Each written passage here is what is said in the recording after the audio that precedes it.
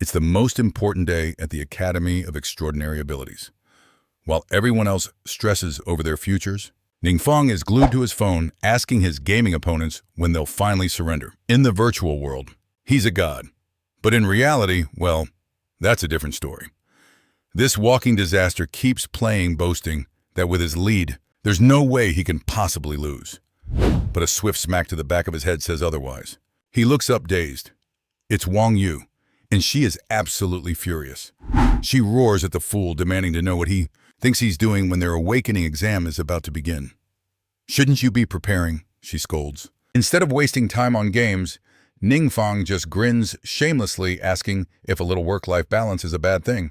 Besides, he's already 18. The best he can hope for is a pathetic 2-star class. Why bother when Wang Yu, a 5-star prodigy, awakened at only 16, she can just carry him right? Wrong. She grabs him by the collar, declaring there's no way in hell she'd ever carry a freeloader like him. The surrounding candidates start to whisper. They all know Wang Yu, the goddess of their school, praising her unmatched talent. A crowd gathers, admiring the girl who awakened a legendary 5-star class at just 16 years old. The entire district has been waiting for a genius like her. But they all wonder, who is that worthless guy? Standing beside her, another student sneers, revealing it's Ningfang, the school's resident trash. He's about to turn 18 and still hasn't awakened a single power. Fed up, Wang Yu drags him by the ear towards the exam hall as others glare, disgusted that their goddess is associated with such a waste of space. This world is known as Blue Star, where gaming has merged with reality. At 16, everyone gets a chance to awaken their latent abilities and become powerful adventurers. This is the National Adventurer Awakening Exam held at the city's number 7 high school. A supervisor addresses the students, laying out the rules before shouting, "The next legendary adventurer could be any one of you." Ningfang, still sore from Wang Yu's reprimand, doesn't get the big deal. This is his 3rd time taking this stupid exam. He's practically a veteran at this point. In the examination area, Teacher Chi calls students forward to the awakening test area. Those who successfully awaken can claim basic gear and prepare for the practical test. As the other candidates buzz with excitement over their dream classes, Ningfang couldn't be more bored. That is, until Teacher Chi calls out, "Next, 3rd-year student, Ningfang." He steps forward to a chorus of mocking laughter. The teacher, however, offers a kind smile, telling him not to worry and to just stay calm. In the test area, she instructs him to place his hands on the crystal and clear his mind. He obeys, but nothing happens. He sighs, thinking he's failed again. But then, something strange occurs. The crystal begins to react. Everyone is stunned. The teacher thinks the stone is glowing. It's definitely a class awakening. And that blue light? It signifies a magic-based class. She explains that awakening grants initial skills automatically, and the crystal will reveal the class's star rating. Ningfang is shocked as a system window appears before him. He's awakened, a 1-star class, and learned the mud marsh technique.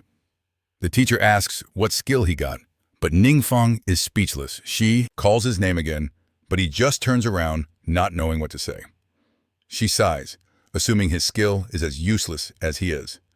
She hands him his basic equipment and tells him to prepare for the next phase. But this is where our story truly begins. Ningfang starts replaying the system notifications in his head. Awakening confirmed. The system had declared, "Conditions for system activation have been met."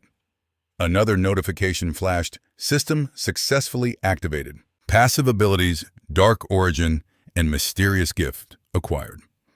Dark Origin meant he would suffer no backlash from dark forces when using curses, and he'd be exempt from the costs of using prohibitions. Mysterious Gift would let him cast a forbidden spell once a week for free.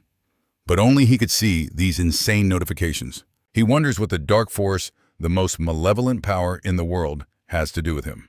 And what's so mysterious about this gift? Then another notification pops up. The mud marsh technique has detected a compatible source. Transformation initiating. Before he can even wonder what transformation means, it's already done. The system announces the transformation is complete. The pathetic mud marsh technique has evolved into a forbidden curse, profane earth shield. Ningfang is completely lost. All this talk of darkness and forbidden curses sounds incredibly dangerous, especially with a practical test just moments away.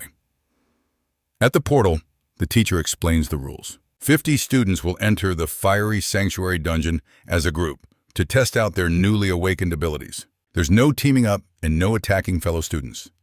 Drones will be monitoring everything. She tells them all to quickly check their abilities. She assures them it's private. Ningfang looks at his status.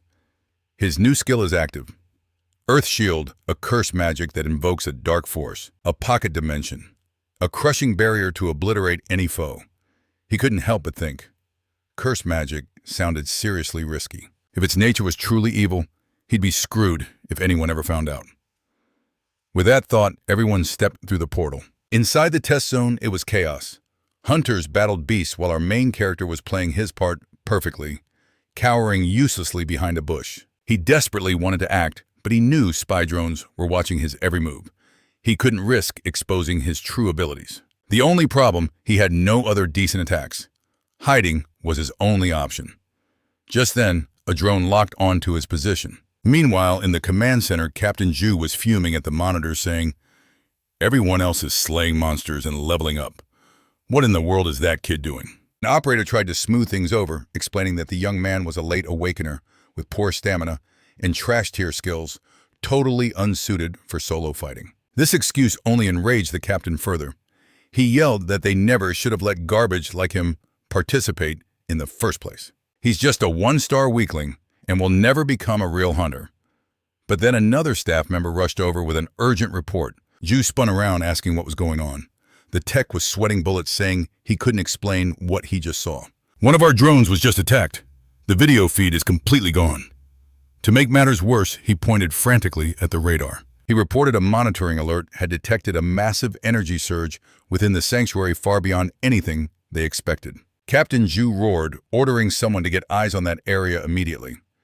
At the crash site, a young hunter was shaking in his boots. He stuttered, "How can a monster this powerful be in a simple training zone?" Before him stood a monstrous goblin with claws like Wolverine. This goblin roared for his brethren to rise up, to no longer be enslaved, and commanded them to obey his orders. As it bellowed, a drone zoomed in for a closer look, but the beast spotted it instantly and swatted it out of the sky.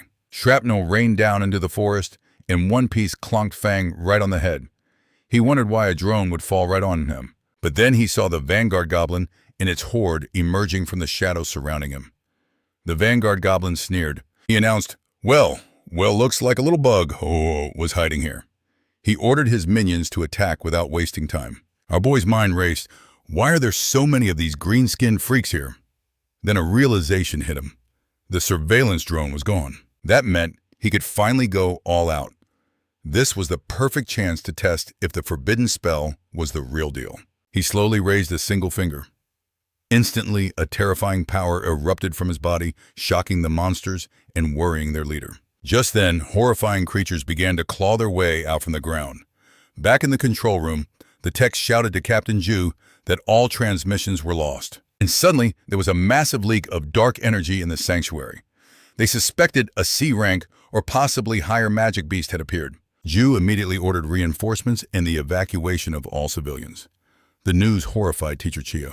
How could a C-rank beast, a monster capable of wiping out a city, appear during the student exams? Back on the battlefield, the goblin leader was frozen in fear by the sight before him as the protagonist was consumed by that terrifying ability. Ominous dark energy enveloped him as his summoned creatures tore through the goblin ranks.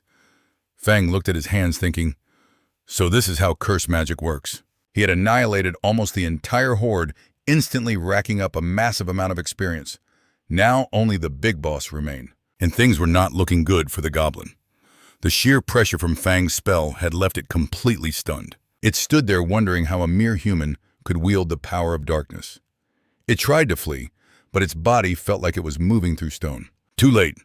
The darkness reached out, and with a final scream, he was converted into 6,000 sweet experience points. A system window flashed before Fang's eyes, showing he was now officially a mage. Thanks to his little monster beatdown, he'd skyrocketed from level 1 to level 10. Currently, his stats were Health 0, Strength 8, Agility 8, Spirit 20, and Resistance 12. Our boy was ecstatic. Leveling up was this easy. In all previous exams, the best anyone could do was gain 1 or 2 levels max. But then reality came crashing down. The experience from the small fry monsters was actually garbage. He only leveled up so much thanks to that one elite goblin. Still stunned by his luck, he wondered how an elite monster even got in here. Did someone on the inside screw up this badly? As he pondered the catastrophic failure, shimmering items began to rain down from the sky. He stared in disbelief. It was treasure dropped by the elite monster, and even better, all the gear was legendary orange grade. Looking at the Vanguard badge, he found it strange, as he'd never heard of equipment that granted permanent stats. This orange grade item boosted his agility by 10 forever. Another drop, the Shadow Claw of the Slayer, was also legendary quality, but it required level 20 to use. It gave plus 13 strength, plus 16 agility, and a 10% boost to attack speed. It also granted a 5% critical rate and a 10% combo chance. Basically, it was enough power to make him much less pathetic. Fang was hyped about his new loot, even if he couldn't equip the claw just yet. Besides, he could sell this stuff for a mountain of cash. His mind was made up. It was time to grab his loot and get the hell out of there. With some serious cash in his pocket, a newfound confidence surged through him. He could finally hunt real monsters and claw his way out of the gutter. But just as he was dreaming of escaping his trash-tier life, the supervisors made an urgent announcement.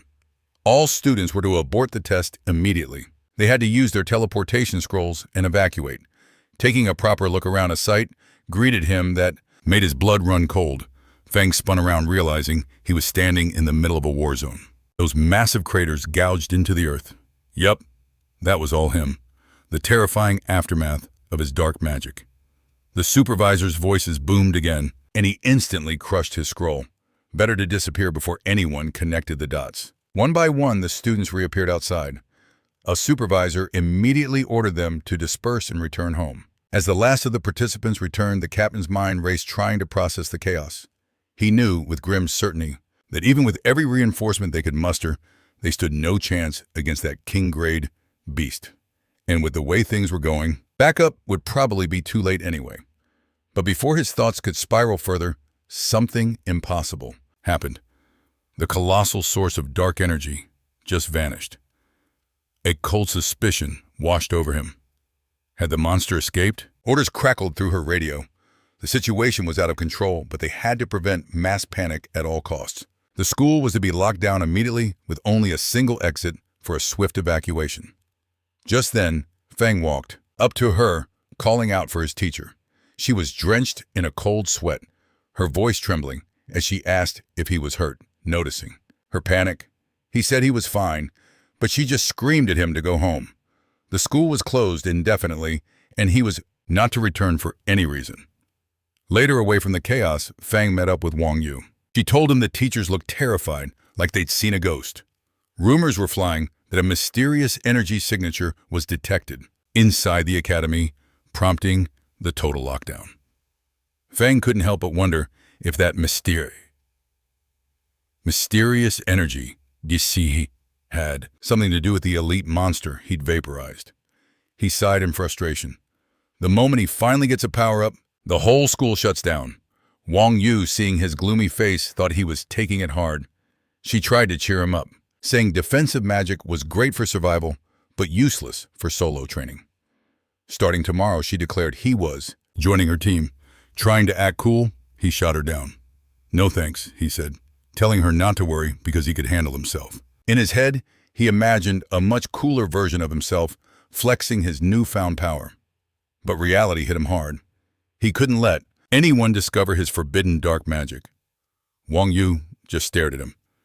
"What in the world has gotten into this idiot?" She flatly told him she wasn't taking no for an answer. 8 a.m. tomorrow. West Gate. Be there. And with that, she turned and left, leaving him muttering to himself. Fang grumbled, "That woman acts like she owns me or something. With an attitude like that, maybe he should just play sick."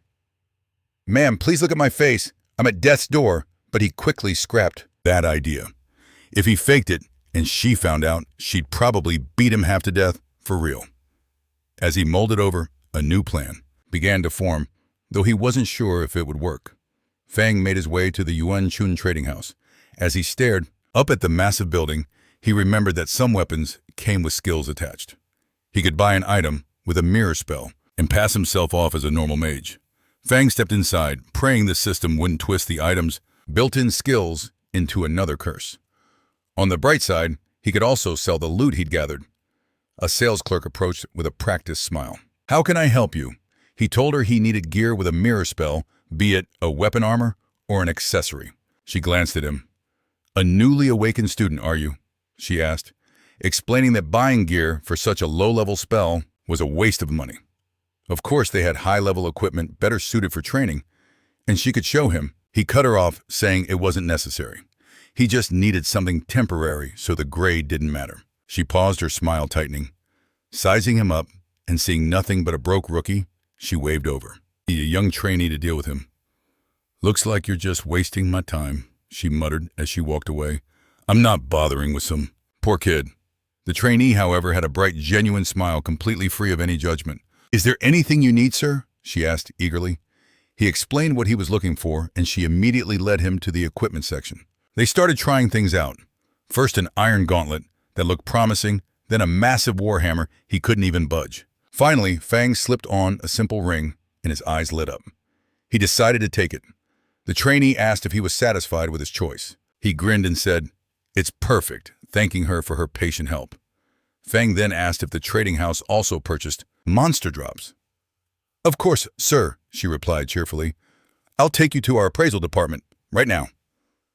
They headed deeper into the store, where the department head sat behind a desk with a kind of smug face that just begged to be punched. She had done nothing wrong.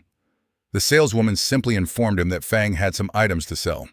He presented the clause, asking for a proper appraisal. The moment Wang took the clause, his eyes widened in amazement. This was an orange-grade weapon built for speed. It had a low-level requirement, making it perfect for new adventurers. Better yet, it boasted 3 gem slots, allowing for completely customized enhancements. Wang immediately knew this was a premium item. He was certain several clients in his guild would jump at the chance to own it. He asked Fang if he had a price in mind. Fang's reply was simple: "The higher the better." The expert invited Fang to take a seat, explaining he'd call some potential buyers. He then asked Miss Yang to look after their special guest. Moments later, he was on the phone with a wealthy client named Mr. John, describing the incredible new equipment. While our main character was relaxing with some tea, the expert returned. He announced the equipment was sold, and the buyer was willing to pay a staggering 50,000 crystals. After the 8% transaction fee, Fang would walk away with 46,000 crystals. The number left both Fang and Yang utterly speechless. They shot up from their seats, still reeling from the news. Wang said they could handle the paperwork right then and there. Once signed, the crystal transfer would be instantaneous. Fang urged them to hurry and asked to browse some other equipment while they finalized the deal. Elsewhere, the other staff members were gossiping. One of them asked the woman who dismissed Fang if she had a problem with handsome guys. Why else would she ignore him? She scoffed, saying she liked handsome men with money and power. A guy like that. He wasn't even worthy of breathing the same air as her. A short while later, the staff saw Fang walking back. Someone asked if that was the client she'd refused to help. The woman with her hair tied up whispered that she'd heard he sold an item for 50,000 crystals. The black-haired woman was stunned. That was more than her salary for 3 whole months. A wave of regret washed over her. Why wasn't she the one who'd served him? Outside, Miss Yang told Fang that next time he visits, he should ask for her directly. With a brilliant smile, she formally introduced herself as Yangshin. The next day, Fang went to meet Wang Yu. He felt much more confident knowing the spells on his gear didn't trigger any system alerts. When he arrived, Yu was already there, with her entire guild in tow. She introduced him to everyone but the mage and the shield warrior were giving him a serious death glare. Confused, he wondered if he unknowingly owed them money or something. Just then, Xiao Chong strutted in, casually asking Yu if she was approaching her second awakening. Fang realized this meant she was nearing level 60. Chong, in a desperate attempt to impress her, whipped out an advanced agility potion, an item so rare It was worth more than most people's entire lives. Apparently, his father had to pull strings and burn through a mountain of cash just to acquire it. But Yu instantly rejected the gift. She told him to take it back. She didn't need it, and they had more important things to focus on. Chong was completely stunned. He pressed her about university admissions, but she wasn't listening. Instead, his gaze shifted, landing squarely on Fang. He demanded to know why she was wasting her time with some piece of trash. That's when Yu's entire aura changed. Her eyes turned cold as she told him to watch his mouth. But the idiot couldn't take a hint and kept running his mouth about our hero. Gizu tried to calm the fool down, telling him they needed to go. But the moron wouldn't listen, sneering that Fang probably couldn't even afford a single basic potion. Fang just smirked, mocking Xiao Chong. It's just a potion that adds 3 measly attribute points. Hardly something to brag about. This absolutely enraged Xiao Chong. How dare you, he seethed. Speak to me like that. A shield warrior then chimed in, pointing out that Xiao Chong was being a bit loud. He then asked if by some chance Fang had something even better. Chong's lips curled into a smirk. If Fang could produce such an item, Xiao Chong would get on his knees right then and there. But if he couldn't, Fang would have to kneel and smash his head on the ground. Without missing a beat, Fang revealed his item, telling Chong to get ready to kneel. He then offered it to Wang Yu, saying it was a gift for her all along. Her eyes widened in shock. The Pioneer's emblem, an item that permanently increases a user's attributes. She'd never seen anything like it. The entire guild was stunned. How could an item like this even exist? One that permanently boosted stats by more than 10 points. It had to be a fake. Fang just shrugged. Whether it's fake or not, why don't you use it and see for yourself? Staring at the emblem, she hesitated, unsure what to do. But he reassured her, saying he'd simply found it at his house and always intended for her to have it.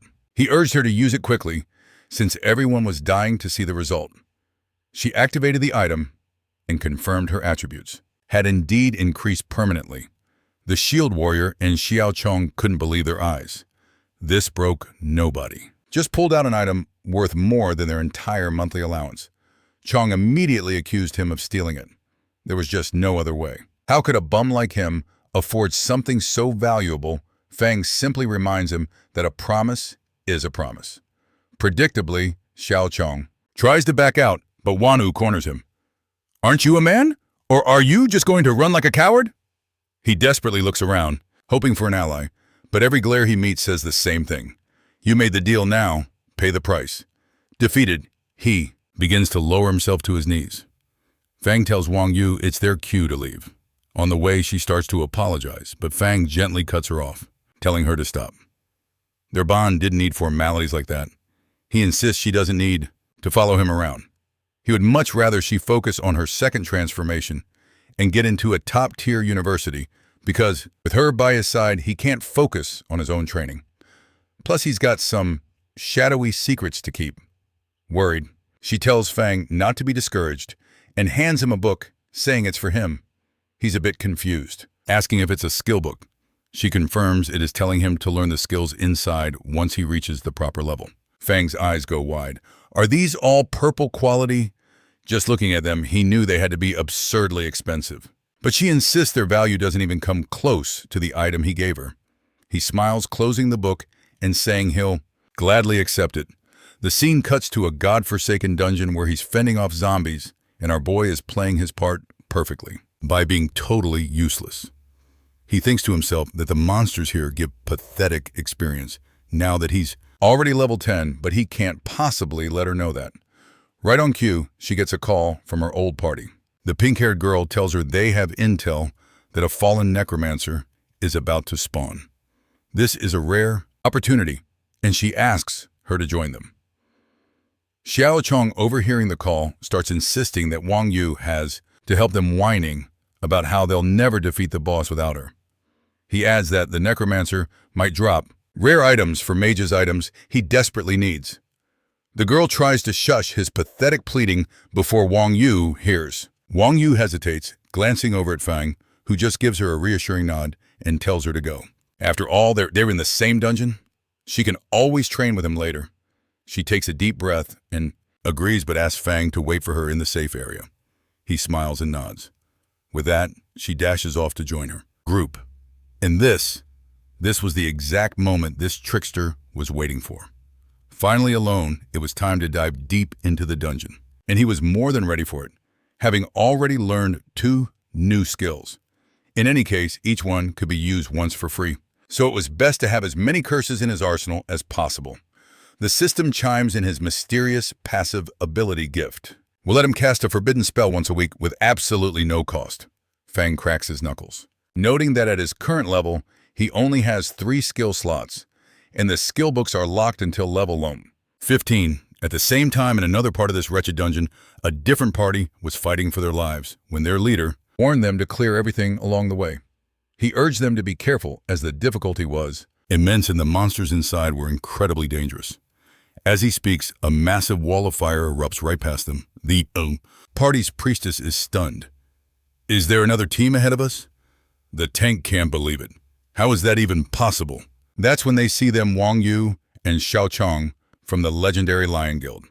Even on a national level, they were known as prodigious new talents, a reputation they clearly deserved. On the battlefield, that loudmouth Xiao Chong screams that the boss is his for the taking, mocking anyone who dare compete with him. Shu asked the berserker if he noticed Wang Yu's power spike. He absolutely did, especially since her agility had shot up by 10 whole points. Meanwhile, in the dungeon's main tower, a shimmering portal tears open. It's Fang laughing to himself. It seems this ability isn't just an anti-magic field, it's also a teleport. At that very moment, a bone-chilling dark aura floods the chamber, and the dungeon boss, the fallen necromancer, steps out from the shadows. And Fang, this absolute madman, just says, "Yo, buddy, you're late. Try to be more professional." Turns out the necromancer wasn't amused. It summons a gigantic boulder and hurls it straight at our boy, enraged that such a puny-looking adventurer would dare appear before it alone.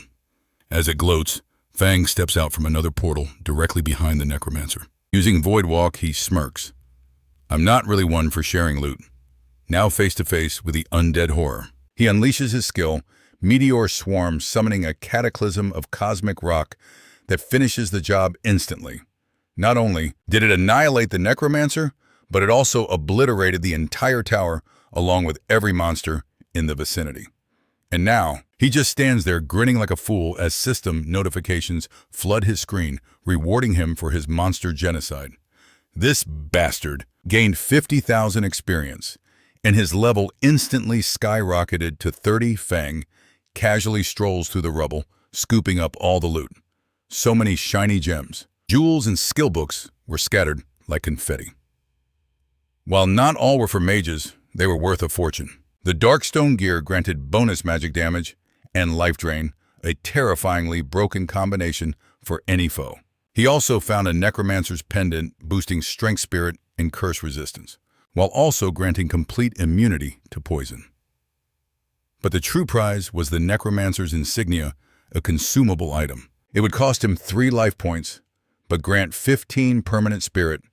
Fang consumed it instantly. Who needs health? When you can have this much power, suddenly, the system announced a hidden item had been detected, the necromancer's emblem. This unlocked the path to rare hidden professions, necromancer, sorcerer, or even an all-elemental mage. He was ecstatic. These classes were the stuff of legends. Without a second's hesitation, he chose the all-elemental mage, declaring it a choice for real men. Real men. Please, real men use their fists. In his excitement, his dark magic flared uncontrollably, sending shockwaves through the dungeon and creating chaos for Wang Yu's guild. Xiao Chong was livid. He'd earned the boss kill, but Yu silenced him with a glare. "Do you want to get us all killed?" Wang Yu frantically messaged Fang, telling him to get out, but he'd already vanished, heading for the transformation hall. The hall was nearly deserted. As he turned, a woman greeted him, asking if he was there for the class transformation quest. He nodded, and she began to process his details silently, judging the kid for only becoming a mage at 18 years old. She directed him to the mage sector, offering her help if needed. He thanked her politely, but when she returned to her desk, she found Captain Joe, his face a mask of grim news. Joe reported that Wu, Sinister Cemetery, had been decimated. The energy reading suggested a threat far beyond a king-class monster.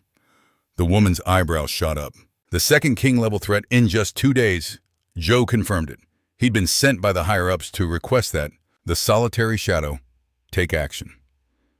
Meanwhile, in the transformation room, Fang faced 2 options. The first, the necromancer's first transformation mission. Objective: obtain the Blood King's rope by entering a phantasmal labyrinth. Deadline: 3 days. Difficulty Class A. The second option, the God of Universal. Magic's prerequisite mission. Objective: retrieve the sacred emblem from the phantasmal temple of the resplendent sun. The deadline was the same, but the difficulty was cranked up to a terrifying Class S. Fang wondered why there were 2 choices, realizing the all-elemental mage was just a preliminary step. Even so, he didn't hesitate. He accepted the insane challenge. Mission chosen, he prepared to leave marveling at the S-rank quest he'd just landed. A perk of a hidden class, he figured. Fang went to say goodbye, but found a completely different woman at the desk. Back in the now-cursed dungeon, someone was analyzing the lingering dark energy. "My first time seeing someone from the solitary shadow," a man commented. "That uniform, it's different than I remember." Captain Joe shot him a warning look. "Keep your voice down. That organization's very existence is a state secret." He explained that members of the solitary shadow possess hidden classes that let them wield dark power, making them perfect for covert operations. This operative was Jing, the same woman who had guided Fang. But here she felt a chill run down her spine. The raw, dark power was overwhelming. Even though it had faded, its presence still suffocated her. Jing reported to the others that they had found no clues. It was as if the person responsible simply vanished after unleashing hell, leaving no hints as to their motive. Deeply troubled, Captain Joe mentioned the frequent anomalies reported in other secret areas, lately hinting at a gathering storm. "Could this be connected?" he asked. "It's hard to say," she replied, "but I'll consult my superiors and request reinforcements." Joe seemed surprised. Is the state so concerned that they're sending the legendary lone hurricane of the solitary shadow? The man in glasses stepped forward. "Can you confirm if the source of this destruction was a monster, or is it possible?" Jing cut him off, her voice turning to ice. "Are you suggesting it was someone like me, a mutant?" He paled, immediately backpedaling. "No, of course not. That's not what I meant." She explained that the threat level here had already surpassed King class. To control such immense dark power would tear a normal human body to shreds. He then asked if it was possible that a terrifyingly powerful monster was hiding in the city, capable of unleashing this catastrophe at any moment. The woman didn't soften the blow. She simply nodded. "It's possible. And that's exactly why we must find this bastard, and fast." Meanwhile, the guy in question was just chilling, finding the enveloping darkness strangely comforting. Now that he'd reached level 30 and unlocked 4 more skill slots, he could finally use those 2 books Wang Yu gave him. A system notification flared to life announcing a possible fusion between his arcane shield and the foul earth. Shell was automatically underway. From it, a new passive skill was born, Foul Earth Defense. The system explained his new passive would activate automatically when he was attacked, absorbing 100% of all damage. But the system wasn't done yet, this time fusing the Foul Earth Shell with Meteor Rain. The result was another powerful passive skill, Elemental Earth Mastery, which made all his Earth spells hit 20% harder. A quick glance at his skills revealed 4 empty slots. He knew just where to go, the Yuancheng Trademark Market.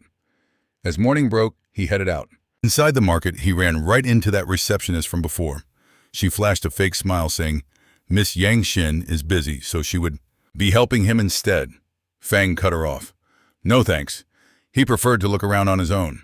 Her face twisted with rage as she called him less of a man for shunning her charms. She scurried after him, insisting she could help, when suddenly Xin appeared sweaty and completely out of breath.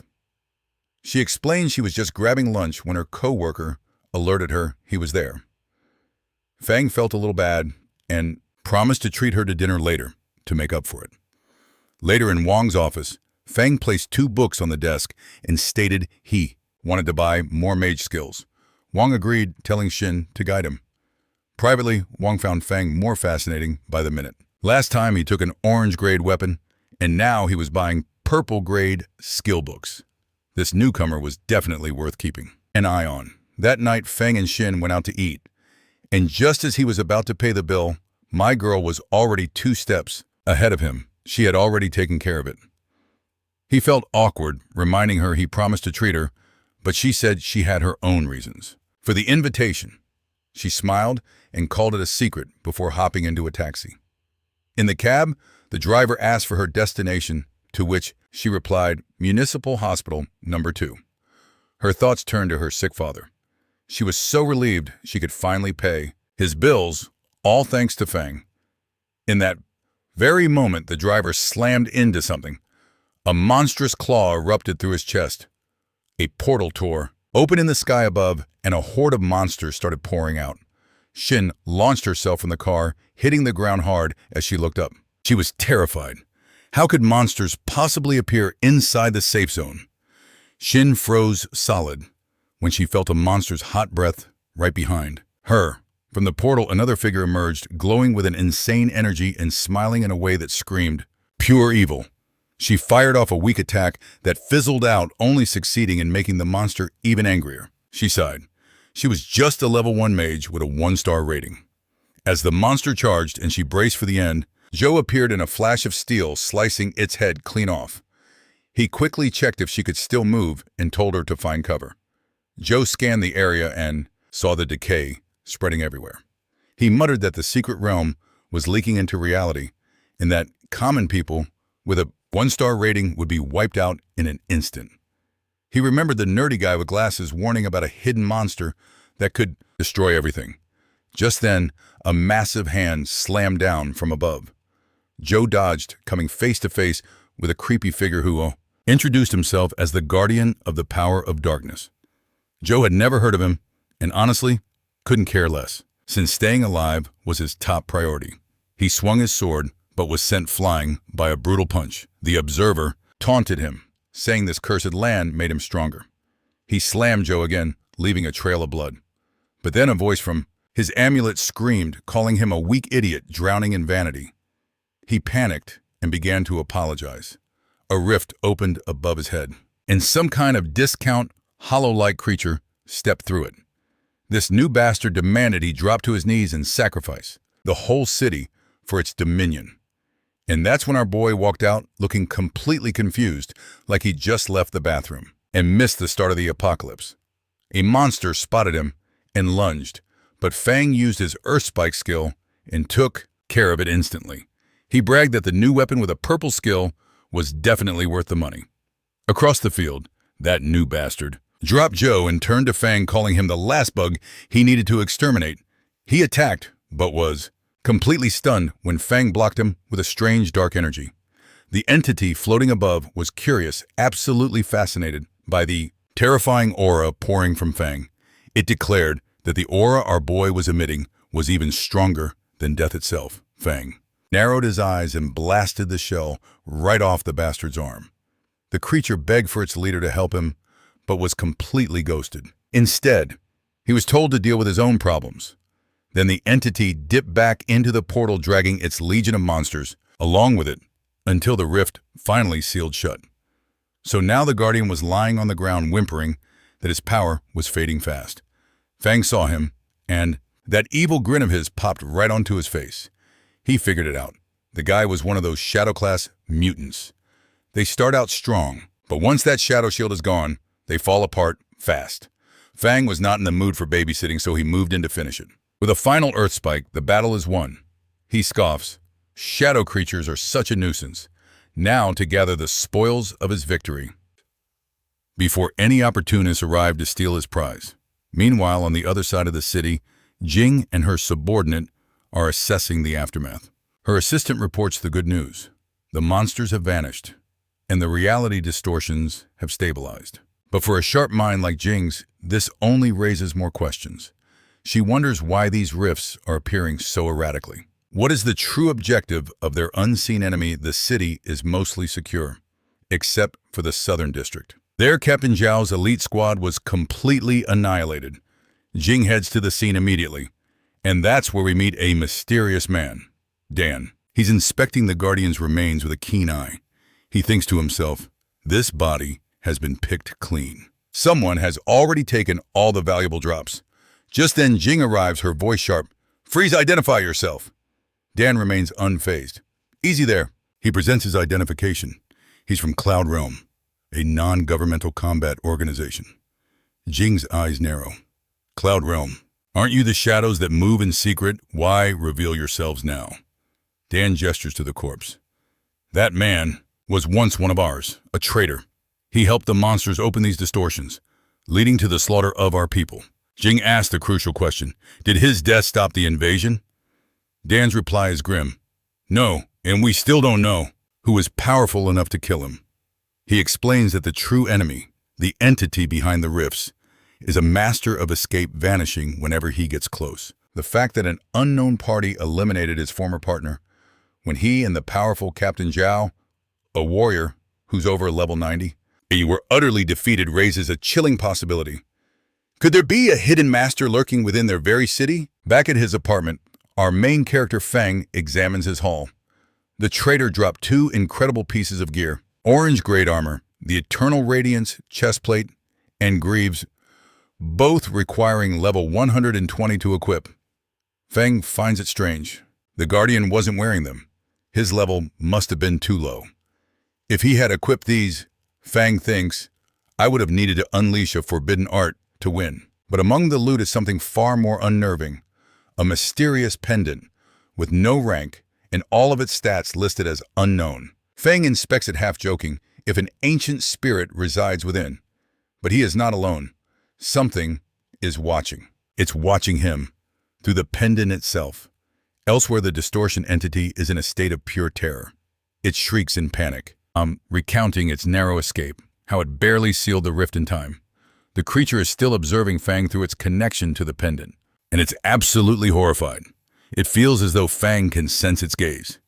In a desperate move, the entity severs the link, trembling. How could a mere human have detected it? The following day at the hospital, Captain Zhao recounts the battle to Jing. He speaks of a mysterious young warrior who saved them all.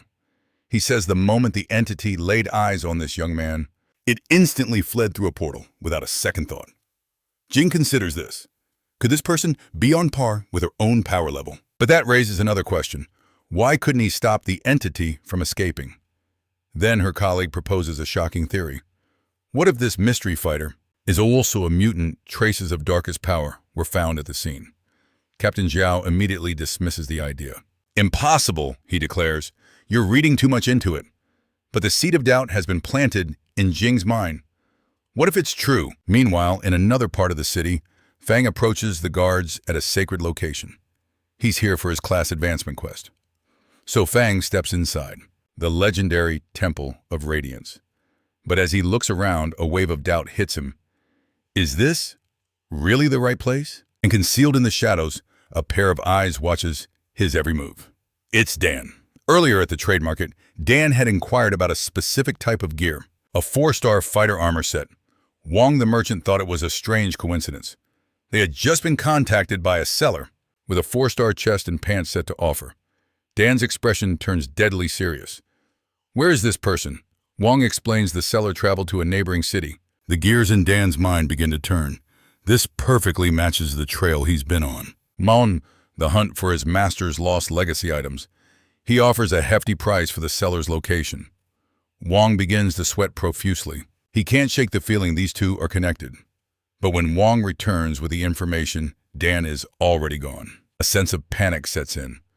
Wong quickly tells the receptionist everything he knows about Fang. A poor orphan with deceased parents, holding a common 1-star class. In short, he's a complete nobody. The receptionist is shocked. But I thought he was remarkable. He's just an ordinary person. Wong's mind races with theories. How could a broke 1-star hunter acquire 4-star gear?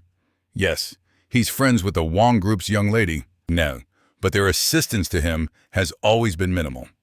The receptionist imagines a grim scenario. A 4-star fighter like Dan confronting Fang. of being powerful enough to dominate their entire province. Back in the present, Dan continues his surveillance. He watches Fang from the shadows. He wonders, how did this boy repel an invasion that even master-level hunters couldn't survive?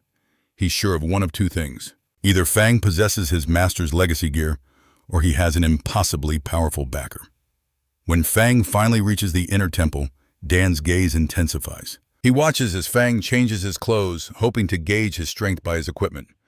But to his surprise, Fang only dons a simple student uniform. Those clothes, Duan wondered, was it a disguise? A way to blend in with the masses? So Duan used a mental tracking art, silently placing a marker on Fang.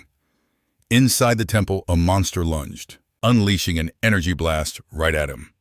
But our hero casually deflected it, his hands never even leaving his pockets. Duan watched in disbelief. What was that? Some kind of automatic defense barrier. Then things got even stranger. The monsters began to avoid Fang entirely. Duan was baffled. Was this man even human? Fang stopped before a huge statue, the supposed dungeon boss. But sensing his immense aura, the creature didn't dare move. In its mind, it pleaded, "I'm a statue. Just walk past me. I'm a statue." Even Duan couldn't figure out why the statue wasn't moving. Fang just muttered, "This can't be the guide," and walked on. That's when the real boss appeared. A six-winged angel descended from above.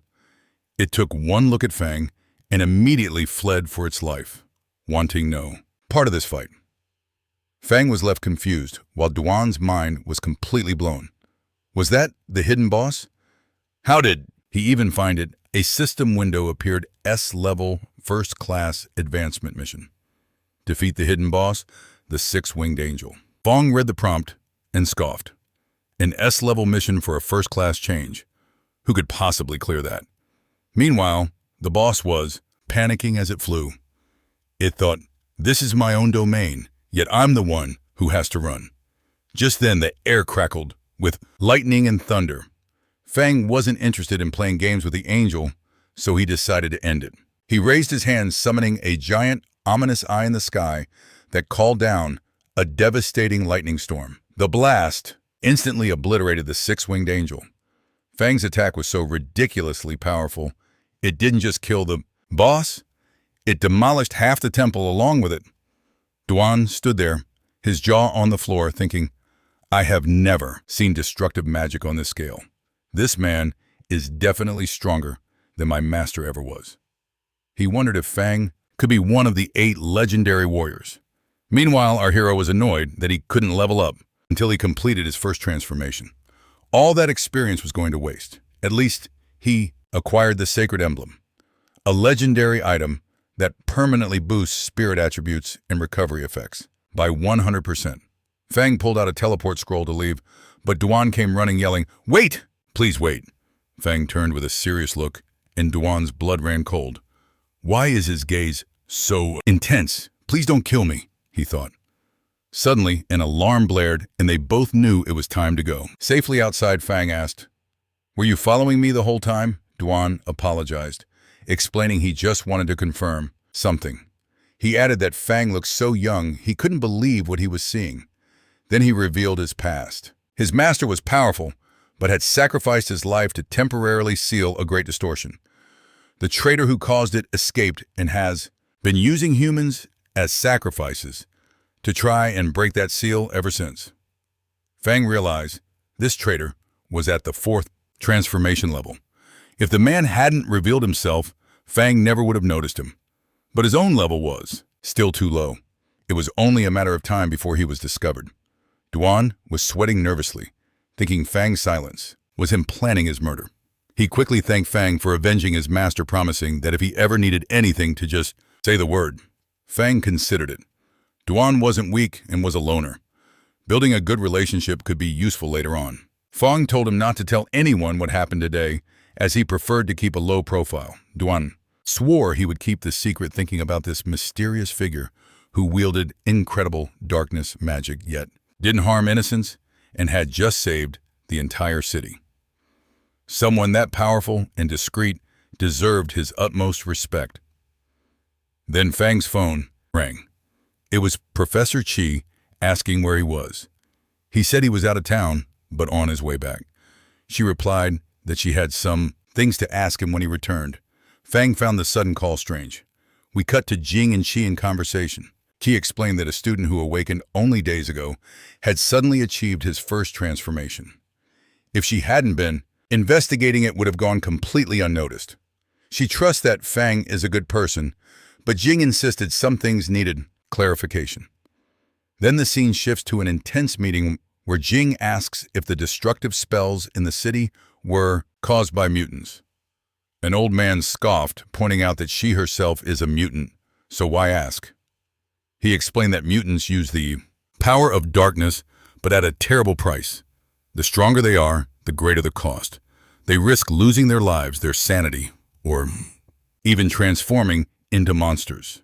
A king-level mutant, he declared, would be impossible. A spiky-haired man mocked her, saying she was losing her mind. He swore that if a king-level mutant truly existed, he would cut off his own head and let her use it as a soccer ball. The old man concluded they would send an investigation team to the city, but refused to approve any reinforcements. A solitary shadow. Jin's eyes flashed with anger. Do you not trust me? Just then her assistant burst into the room with urgent news. The Temple of Radiance in Longbu had been struck by destructive magic, and there were casualties. Jin's heart sank. That's where Fang was registered to train. Jing, however, simply smirked. This man, she thought, just became far more interesting. Meanwhile, in Longbo City, a shimmering barrier materialized as utter chaos erupted in the streets below. The guards tried to project calm, assuring the masses, "The shield will hold. It will keep the darkness at bay." Fang, on the other hand, was sweating buckets. His little temple demolition had somehow triggered a citywide state of emergency. He just prayed they'd dial back the paranoia so he could slip away and pretend this whole mess never happened. But fate, it seemed, had other plans. A ghastly black fissure tore through the sky, revealing a demonic face. Demons poured out from the rift. "So this is the human world," one sneered, glaring at the massive shield. Another cackled. "It seems these fragile humans enjoy cowering behind their little magic security blankets." Their horned leader pointed a massive claw downward. "Give them a taste of true despair," he roared. At his command, they attacked and cracks began to spiderweb across the shield. As the demonic horde flooded the city, the guards stood frozen, a single horrifying thought echoing through their minds. How in the world did our state-of-the-art defense system become a useless piece of decoration? The crowd descended into madness, trampling one another in a desperate stampede. Dan's expression hardened. "Fang, this looks like another high-level kingdom invasion." Fang nonchalantly asked, "Like the one we saw last night?" When Fang asked what the plan was, Dan was momentarily confused. This man could probably handle this entire army by himself. So why was he asking? "It had to be a test," Dan grinned. "Just relax. I'll take care of this." Fang glanced at the frantic civilians. Maybe sitting back and observing for a bit wasn't such a bad idea. The horned demon landed with a booming laugh. The soldier's arrows bounced harmlessly off his hide. One brave warrior managed to leap onto his back, only to be swatted away with enough force to send him flying into next week. The demon scoffed, "Humans are so pathetically weak." He then advanced on a terrified little girl ready to add to his body count. But in a flash of movement, Dan blocked the fatal blow. The child scrambled to safety, leaving the demon seething with a mix of confusion and pure rage. The demon bellowed furious that someone had dared to interrupt his slaughter. Dan just shot back a wicked smile and called out to Fang, "Don't you worry." What followed was a brutally one-sided beatdown. The onlookers were stunned, whispering that he must possess a legendary 5-star hidden class. As the demon exploded in a shower of gore behind him, Dan walked away coolly. His status appeared for all to see: level 137, legendary martial artist. Fang watched, thoroughly impressed. This Dan character, he was definitely something special. With their leader annihilated, the remaining monsters shrieked in terror and retreated back into the cosmic rift. "Now's our chance! Counterattack!" the soldiers roared. But Dan simply strode over to Fang. "Is there anything else you require?" Our hero gave him a simple thumbs up. "Everything's perfect. You did an excellent job." The crowd stared in disbelief. For a warrior of that caliber to show such deep respect. Just who in the world was this man? Dan presented the items that dropped from the boss. Fang's eyes lit up. Legendary quality.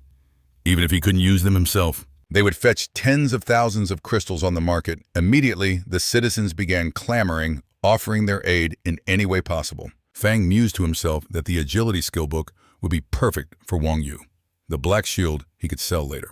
Just then, a priest and a warrior pushed through the crowd, bowing deeply. Thank you for saving our city. The man introduced himself as Mu Dongming, the mayor of Longbo.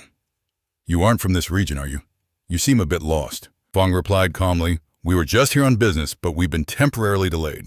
The mayor began to perspire heavily under Fang's intense gaze and immediately entered full damage control mode. He bowed, repeatedly apologizing as if he had personally summoned the demons. Fang raised a hand to stop him. It isn't your fault. It was actually my own mistake, he muttered. The mayor turned to an aide. Bring me the flight scroll I just acquired. Please accept this as compensation. Fang was taken aback. Flight scrolls were incredibly rare, especially in a small city like Longbo. Though it was a single-use item, it provided instantaneous long-distance travel. Seeing his chance, the mayor made an awkward yet desperate request. Things have not been peaceful here lately. He pleaded, could you possibly grace Longbo with your presence a while longer? Our defenses are lacking. But he immediately clutched his head in regret. Forgive me for asking. I know you must be out of time. Fang's mind raced. His class change mission had a 3-day time limit. If he delayed here, he might lose his one and only chance for his first transformation. But looking around, seeing the crushing weight in our hero's eyes, the mayor sighs. It's fine. They'll save it for another day. Just then, one of the mayor's guards returns presenting a scroll. The mayor informs Fang, this is the supreme black card of the Yuan Chong Trading Guild. Consider it a small token of our gratitude. Fang's eyes widened. A card like this was issued to maybe a dozen of the most powerful people alive. He accepts the gift with a nod of thanks. The mayor adds one request. If Longbo City is ever in grave danger, we ask for your aid. Fang replies without hesitation. If I have the time, I will answer the call.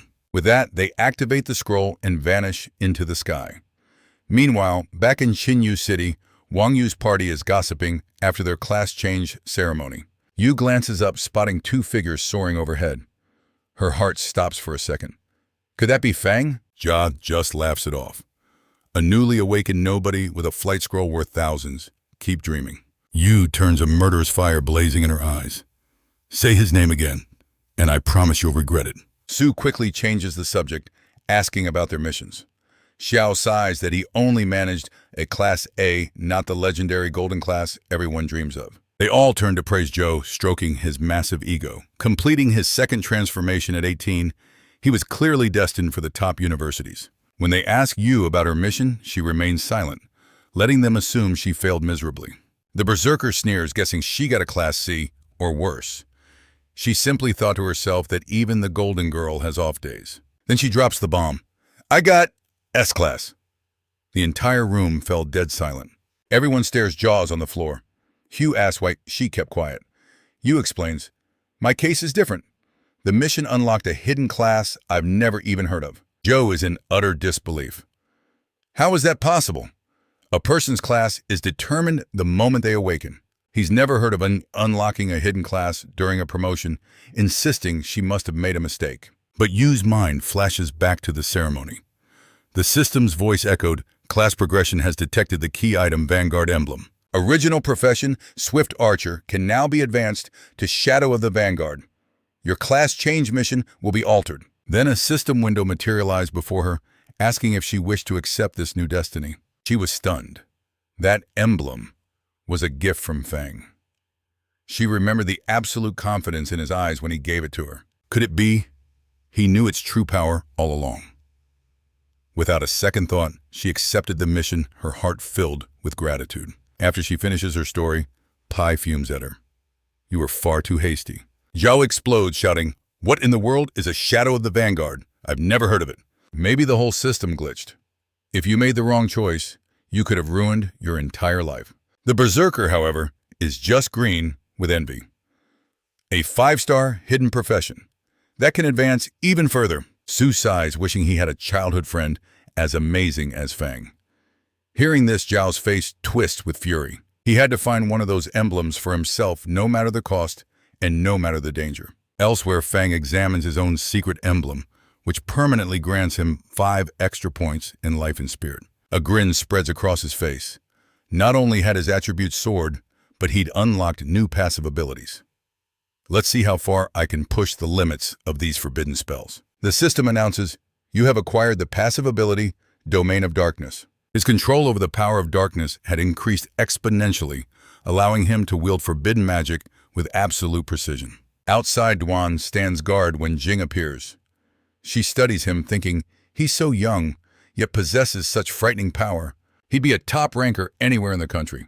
And yet, he always walks one step behind Fang. Jing mutters to Qifeng's student is certainly no pushover. Then she waves it off. Fine, I'll let Chai handle this mess. She nods, adding, I'll go check on Fang myself. But in her heart, she was certain. He could never defeat her enemy. Meanwhile, Fang and Dan are strolling along, chatting casually. When she calls out, Fang turns to ask what she needs. Dan chirps, hey boss, making Fang visibly flinch. The teacher looks completely bewildered. Fang quickly explains, don't mind him, he's just joking around. Qi cuts straight to the point. Have you completed your first transformation? Fang freezes. He didn't plan to hide it forever, but this was way too fast. Still, he trusts Qi more than anyone. He admits it with a nod. Yes, but I need you to keep this quiet. She presses on with another question. Have you been touched by the power of darkness? Fang nearly chokes on air. He wondered how she could possibly know. She explains the world is shifting. Secret realms are leaking into reality, and some people are starting to mutate. Fang quickly denies it. I'm fine, not a mutant, and definitely not joining that club. She pulls out a crystal detector. Inject your energy into this so we can check your darkness levels. It was basically a fantasy drug test, and Fang was sweating bullets. Reluctantly, he touches the crystal. The moment his fingers touched the crystal, it exploded. She began to tremble, Jing's words suddenly rushing back to her. Jing had called it a black crystal, explaining it was extremely sensitive to the darkest powers, and often used by the government to sniff out mutants. When dark power is near, the crystal vibrates.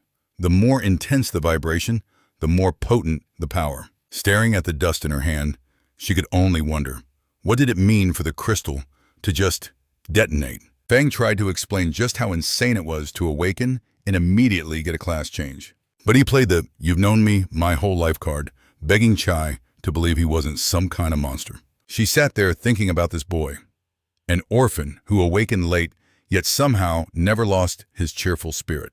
She confessed that she trusted him personally, but protocol was protocol. She had to report this to her superiors. Fang understood completely. But even with her trust, he had no idea how the higher-ups would see his unique situation. His only real option was to skip town.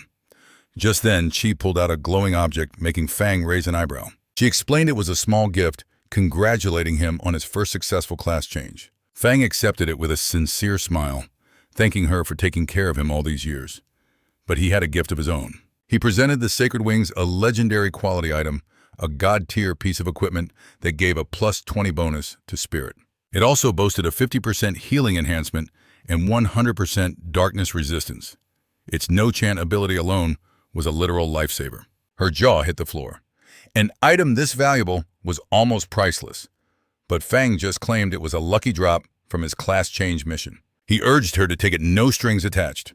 After handing it over, Fang quickly excused himself, saying a friend was waiting. The teacher could only watch him go, completely baffled by the whirlwind of events that had just unfolded. Chai went straight to the adventurer examiner's office.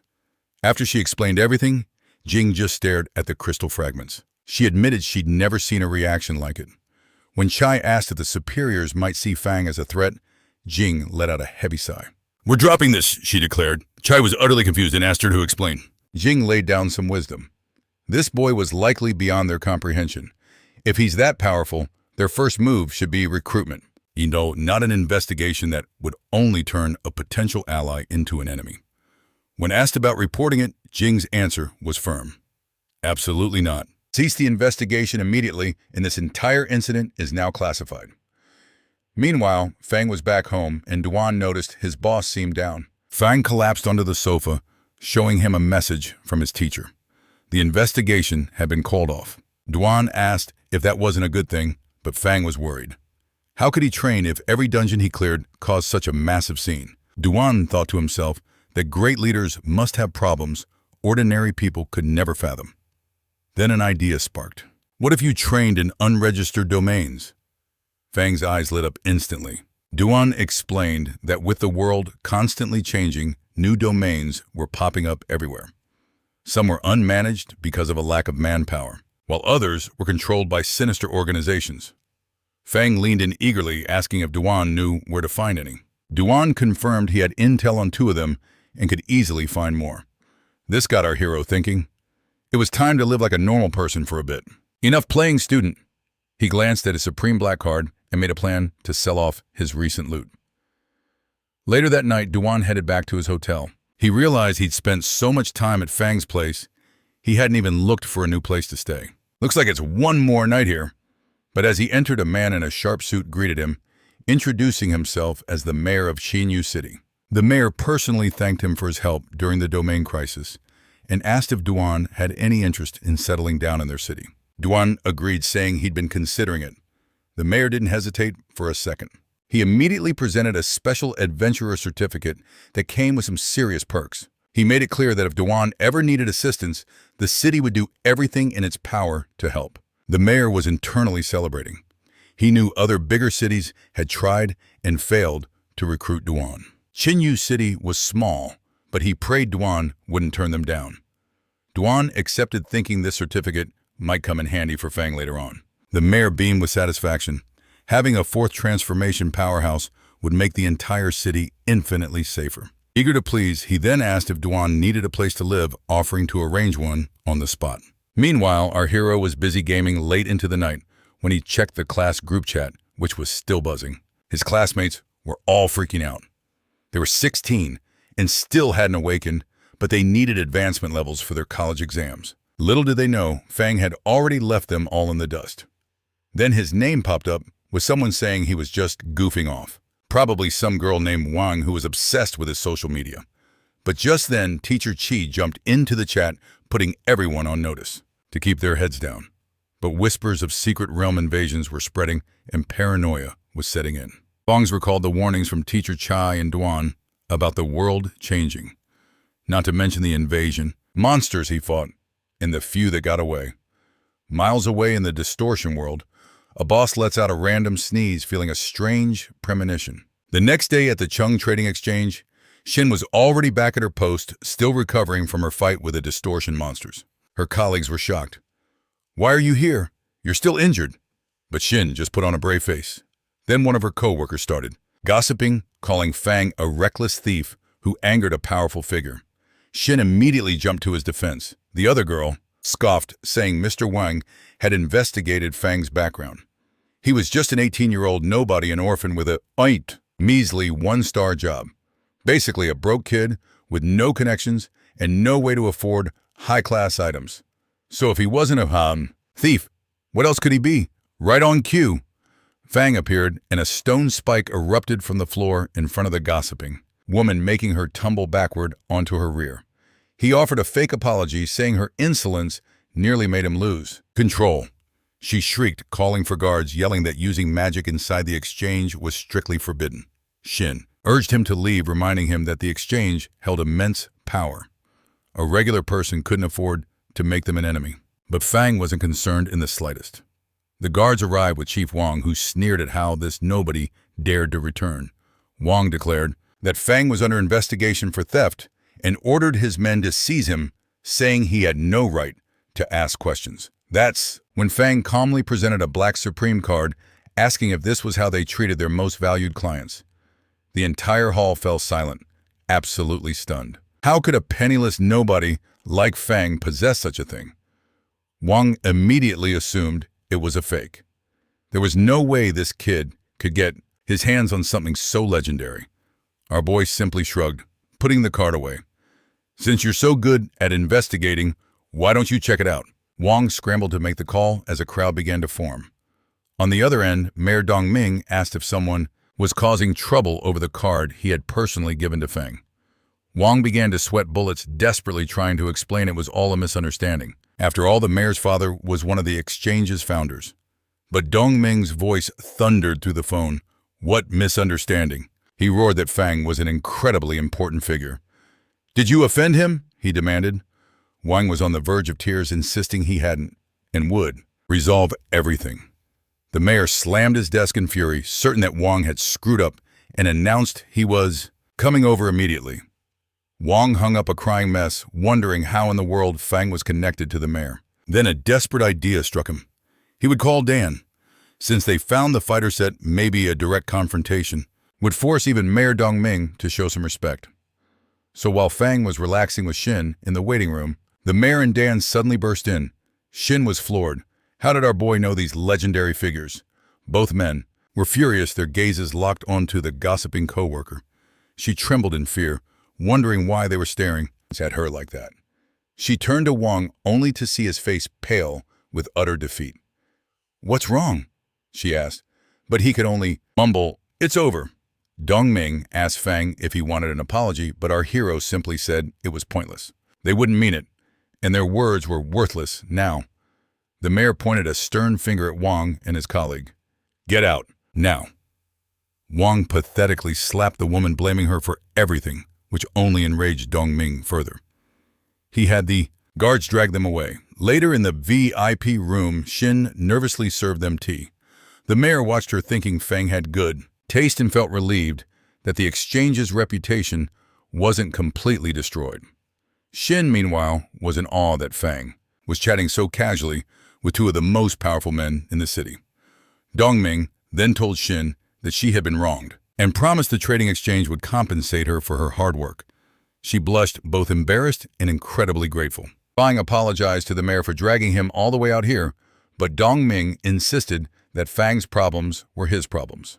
Without him, Longo City would have been defenseless. Then the mayor's tone shifted. "Is there something you need I noticed?"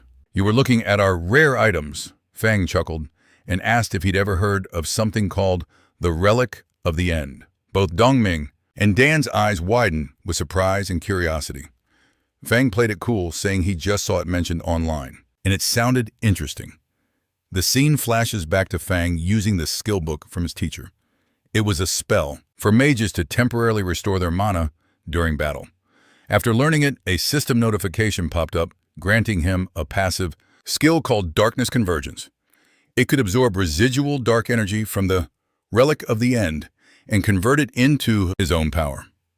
The problem was our boy had never even heard of this relic, and the system gave him zero clues as to what it was. Feeling exhausted, he decided to figure it out later. Back in the present, Dongming insisted their last meeting was too rushed and invited them to Longo City with all expenses covered. He then unfurled a flying scroll, and in a flash, they were off. As Duan flies off, he invites Fang to his home for a meal. Fang is left speechless by the sheer size of the place, asking if the mayor actually foots the bill for such luxury. Duan explains that in Chinyu City, anyone who surpasses the 4th transformation level receives special treatment. He then casually asks if Fang has ever considered moving here. But our main character declares he'll earn the money himself. He vows to buy his own house and become Duan's neighbor one day. Duan offers to lend him the money, but Fang politely refuses, thinking about the mountain of crystals he's sitting on from selling all that equipment. He realizes that buying a house now would drain his resources, leaving him with fewer crystals for crucial moments later, so he decides to wait. As they're enjoying some tea, Duan receives an urgent call. It's the mayor of Chinyu City. It seems an investigation team from the Central Command has arrived to look into the recent string of disasters, and they're demanding information from Duan. Worried this could drag Fang into trouble, Duan tells the mayor he's busy. Fang, overhearing, asks what this investigation group is, since he's never heard of such a thing. Meanwhile, in another part of the city, a sinister figure appears. He muses that this place is strange with all its whispers of a mysterious great boss. The scene shifts to a tense meeting room where the city's top brass are desperately trying to identify this so-called great boss. Jing claims to know nothing, but the lead investigator isn't buying it. He presses her, questioning why rumors are spreading that this boss saved the entire city. She explains how the invasion from the secret area suddenly ceased, and every last mutant was mysteriously eliminated. A little too convenient, don't you think? But this investigator isn't having any of it. He declares the entire story is absurd. He lectures them about making assumptions without a proper investigation. He then brings up another incident, one involving 2 king-level attacks, and he demands to know exactly what this mysterious boss supposedly did. Nearby, Chai is sweating bullets, recalling how Jing used her unique power to alter all records related to Fang just to protect him. And now all the suspicion has fallen squarely on her. Just then, Mayor Jen bursts in announcing that he called Duan, but the man is too busy to attend. Hearing this, the investigator snaps, slamming his hands on the table with furious force. He seethes about his hatred for rogue adventurers, those who act like they own the world simply because no guild holds their leash. After the meeting, he makes his way to the secret area.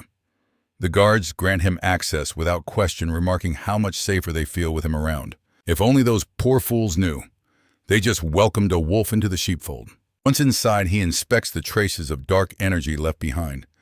He's impressed by the sheer scale of destruction, wondering what kind of power could cause such devastation. A sinister grin spreads across his face. He can feel the pure, potent, residual dark energy in the air. He scoffs that compared to this power, even the so-called great boss would be nothing more than an ant before an elephant. Then the madman raises his hand, and a sinister demon materializes from the shadows completely under his command. He erupts into maniacal laughter, marveling at its king-level strength, and declaring he will absorb all of its immense power. Yup, I think we found our bad guy. Meanwhile, back at Duan's house, Fang is casually playing his game and complaining to the system. Suddenly, a system alert flashes before his eyes, announcing the relic of the end has been located. He's taken aback, realizing something is forming a connection with him through a strange aura. If he concentrates, he can sense its exact location. Fang leaps to his feet, telling Duan he has to step out for a bit and asks him to take over his game. He hails the nearest taxi and pulls up his GPS. The energy signature seems to be coming from the vicinity of the cemetery. Through their strange connection, he realizes the relic is on the move. At that exact moment, guards at the cemetery entrance watch in horror as a demon emerges from a portal. They frantically radio their superiors, reporting an unidentified monster.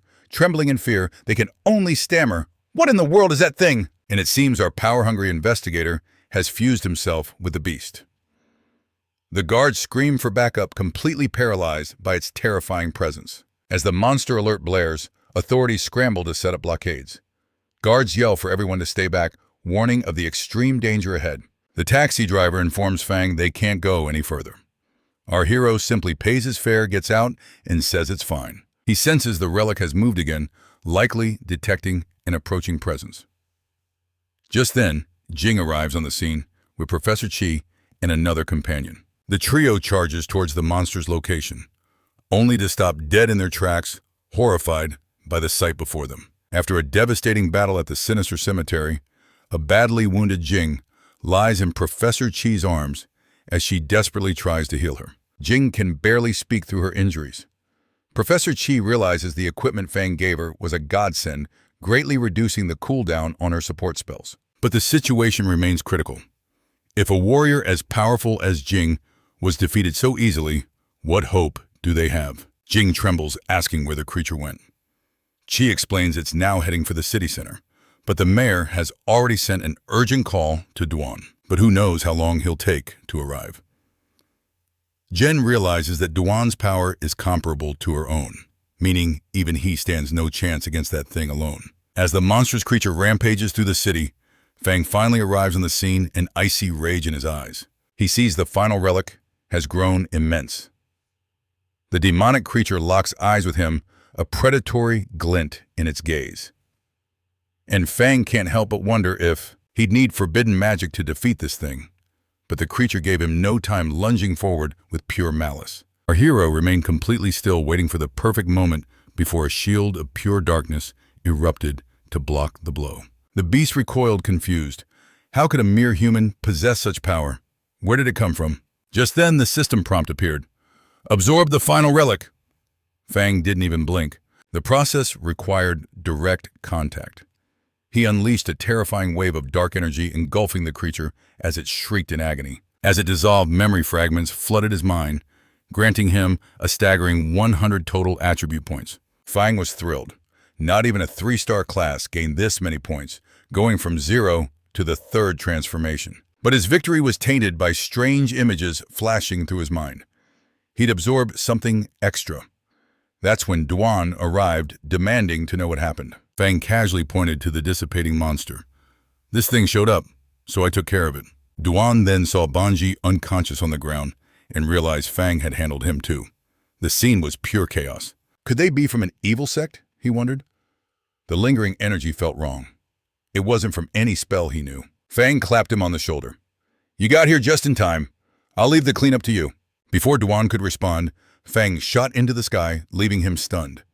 Is he really a mage? That speed surpassed most combat classes later at Tinu. Prison Banji confessed he had tried to control the creature. Jing reported that Banji had discovered it in a secret dimension, learning to harness its dark power for himself. He admitted to injecting dark power into the dimension during his research, but the creature had broken free of his control. The mayor was pleased. It's a relief to know a mysterious powerhouse is secretly protecting our city. Jing and Professor Qi exchanged a proud smile. Her student was doing exceptional work. The mayor then turned to Duan. Have you met this hero? Yes, Duan said smoothly. I was fortunate enough to meet him once, surprising the two women. Mayor Jiang leaned in. If this mysterious hero would settle in Xinyu City, we would meet his every need. But Duan shook his head. He values his privacy and rarely appears. It's best not to push the matter. Inwardly, Duan was sweating. He'd somehow managed to pin everything on a legendary hero who didn't even exist. Without any evidence, their investigation was a dead end. What a pity, the mayor sighed. Everyone admires the strong, Duan added. However, the mysterious hero did mention he has relatives in Xinyu. So he'll take special care of this place, but in return, he wishes to be left alone. Jing's eyes widened, but she understood. Professor Chai, however, had a different thought. Could this mysterious hero somehow be connected to Fang? Meanwhile, back at his place, Fang was soaking in a bath, piecing things together. The so-called final relic was actually the remnant of a demon king who had perished. The images he saw were its memories absorbed along with the power. I have no interest in becoming a demon king, he thought. So what's the point of these fragments? But then a realization hit him. As dark power accumulates, secret dimensions enter a strengthening period. If an invaded world can't withstand the pressure, it's plunged into chaos. And in this reality, the path of the awakened was far from complete. Only a handful had reached the 4th level. Their professions were still in their infancy. The Demon King's memories painted a grim picture. If things continued on this path, humanity was doomed. Even if he could protect himself, he couldn't survive in a world swarming with monsters. But luckily, they weren't the first to face this threat. Other realities had successfully fought back. If he could gather more fragments and learn from their experiences, it could change everything. However, this knowledge was far beyond their current understanding. One wrong move could have catastrophic consequences. His thoughts were interrupted by his phone. It was Yua. Dinner tonight. We're celebrating. She'd completed her S-Class mission and finalized her transition to the Vanguard Shadow Class.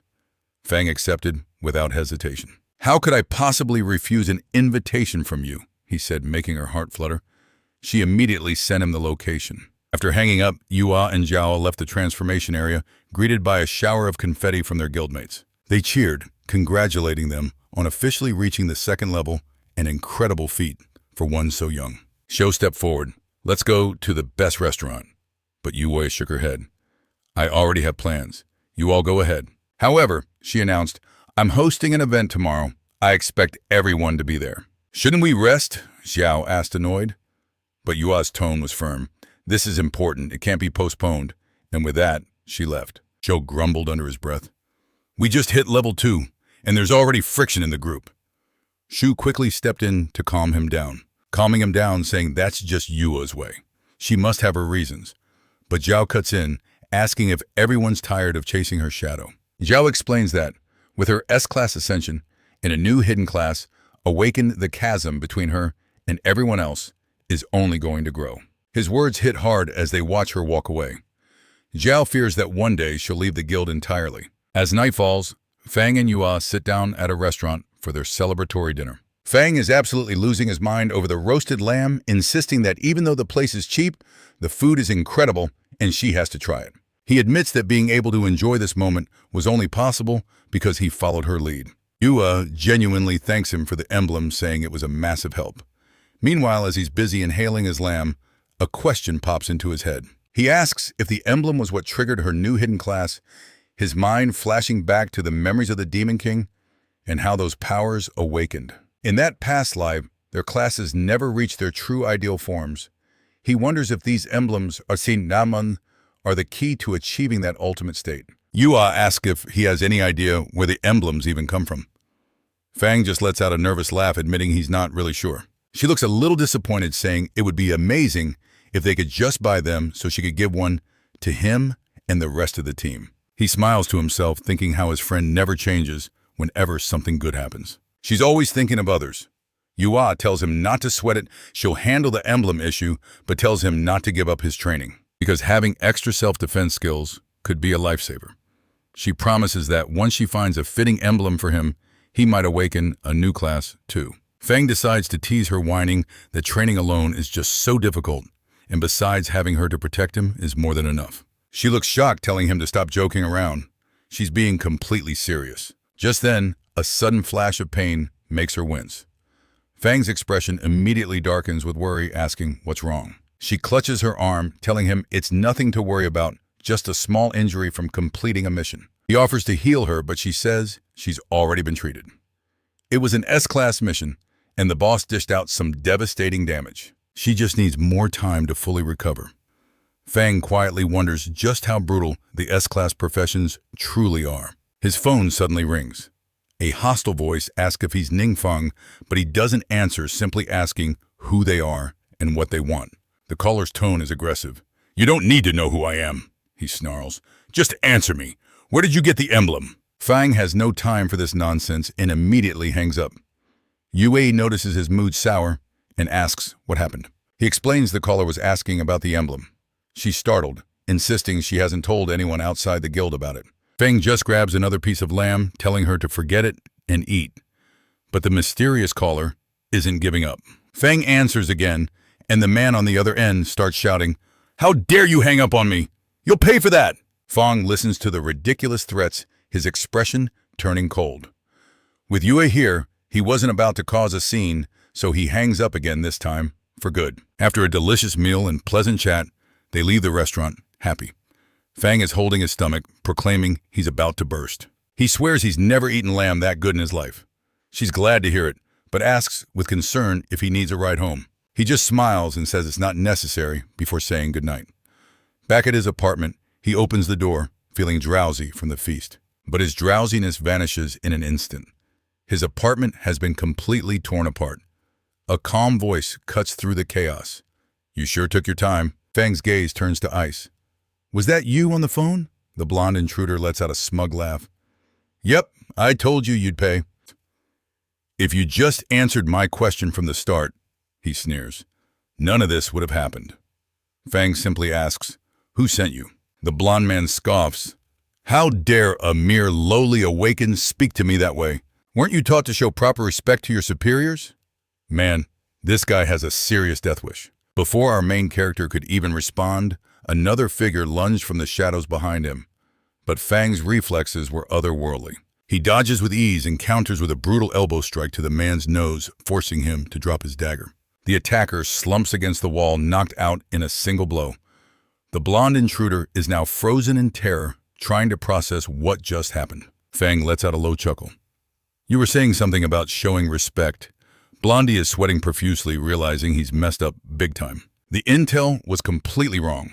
This guy was no one-star weakling. How in the world did a 3-star assassin get taken out by a mage using his bare hands? In a panic, he reaches for a shuriken. He quickly assesses Fang's stats, and his blood runs cold. Over 100 points in everything, with reaction speeds that were simply monstrous. Fang smirks. He can easily handle these goons without even using magic. The blonde throws his shuriken, but Fang dodges it like it's standing still. Seeing that the intruder's courage shatters, he makes a desperate dash for the balcony, hoping to escape. But Fang snatches his leg midair, yanking him back and slamming his face hard against the wall. Then Fang's voice booms, "Now clean up the mess you made!" And they'd have to pay for the cabinet too. After the two thugs scrambled to clean up the blonde one, nervously announced they were finished. All of their possessions were now piled on the table. Fang crossed his arms, his expression unreadable. "That's a start. But I want to know who sent you." His face bruised and swollen, Blondie stammered out a name. Master Zhao Chun of the Lion Guild. He explained that Fang possessed a unique emblem, and Zhao had hired them just to gather information about it. Zhao Chunfeng's mind raced. The mage from Yua's guild. If that was the case, a dirty move like this was exactly his style. A sinister smile crept across his face. He decided he wouldn't be gentle. After all, he still had a forbidden spell he was eager to test. Fang unleashed his power, soul-seizing darkness. An ability using pure mental strength to dominate minds and project his consciousness. His will slammed into the two thugs, and they collapsed screaming in agony. Meanwhile, that very same bastard Zhao was walking with his shield warrior who asked him about the emblem. With a grave look, Zhao said he'd already sent men after Fang, and if the boy didn't cooperate, he would learn the meaning of a fate worse than death. The warrior paled.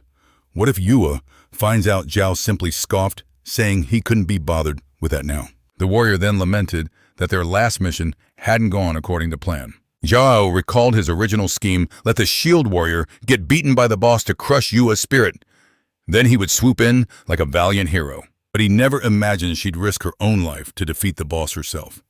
Just then a figure materialized from the shadows. Zhao recognized the man he'd sent after Fang, and his anger flared. Why did you appear so silently? And did you get the information I asked for?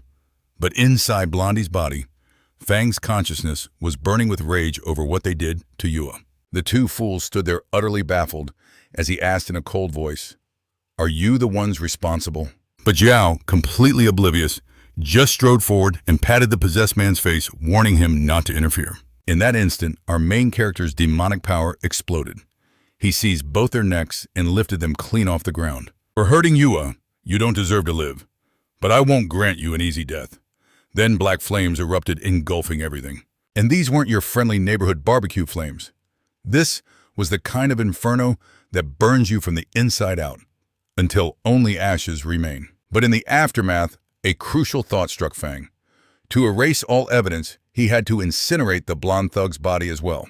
A clean job, no witnesses, no problems. Except now, he realized his own neighborhood wasn't safe anymore. Not when high-level awakeners could seemingly walk right in whenever they pleased. And he couldn't play security guard at home 24/7. Not when he needed to dive into the Demon King's memories for crucial intel. Luckily, he hadn't started yet. Being caught by other awakeners mid-process would have been an absolute disaster.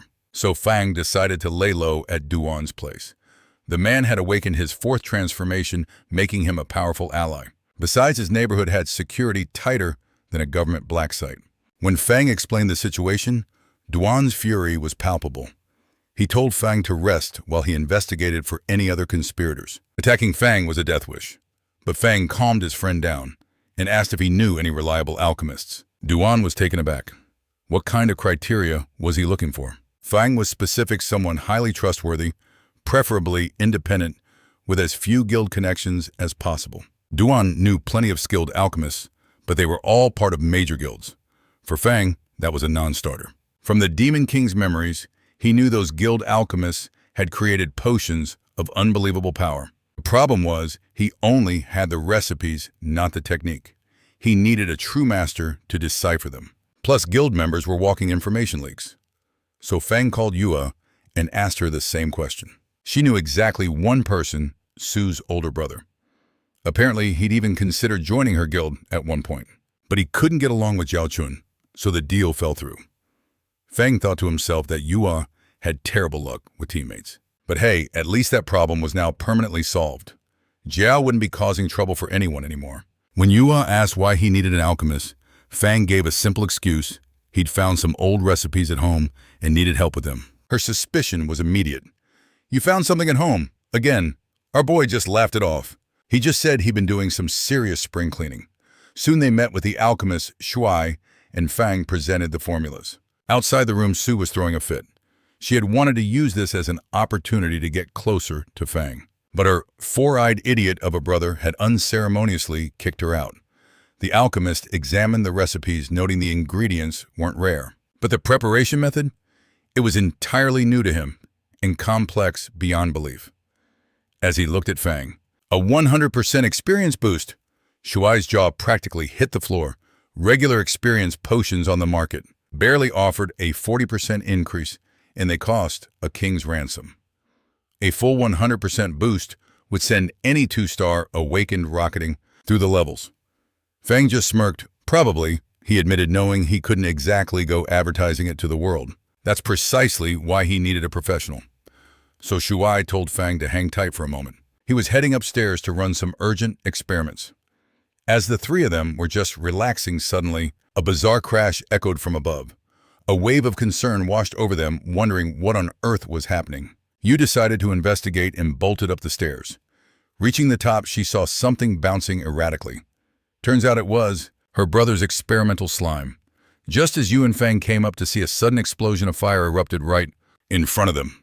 Everyone stood there stunned. What in the world just happened? They rushed over to find that goofy, four-eyed scientist celebrating wildly. Shuai was ecstatic, screaming that the potion was a massive success, leaving the girls utterly bewildered.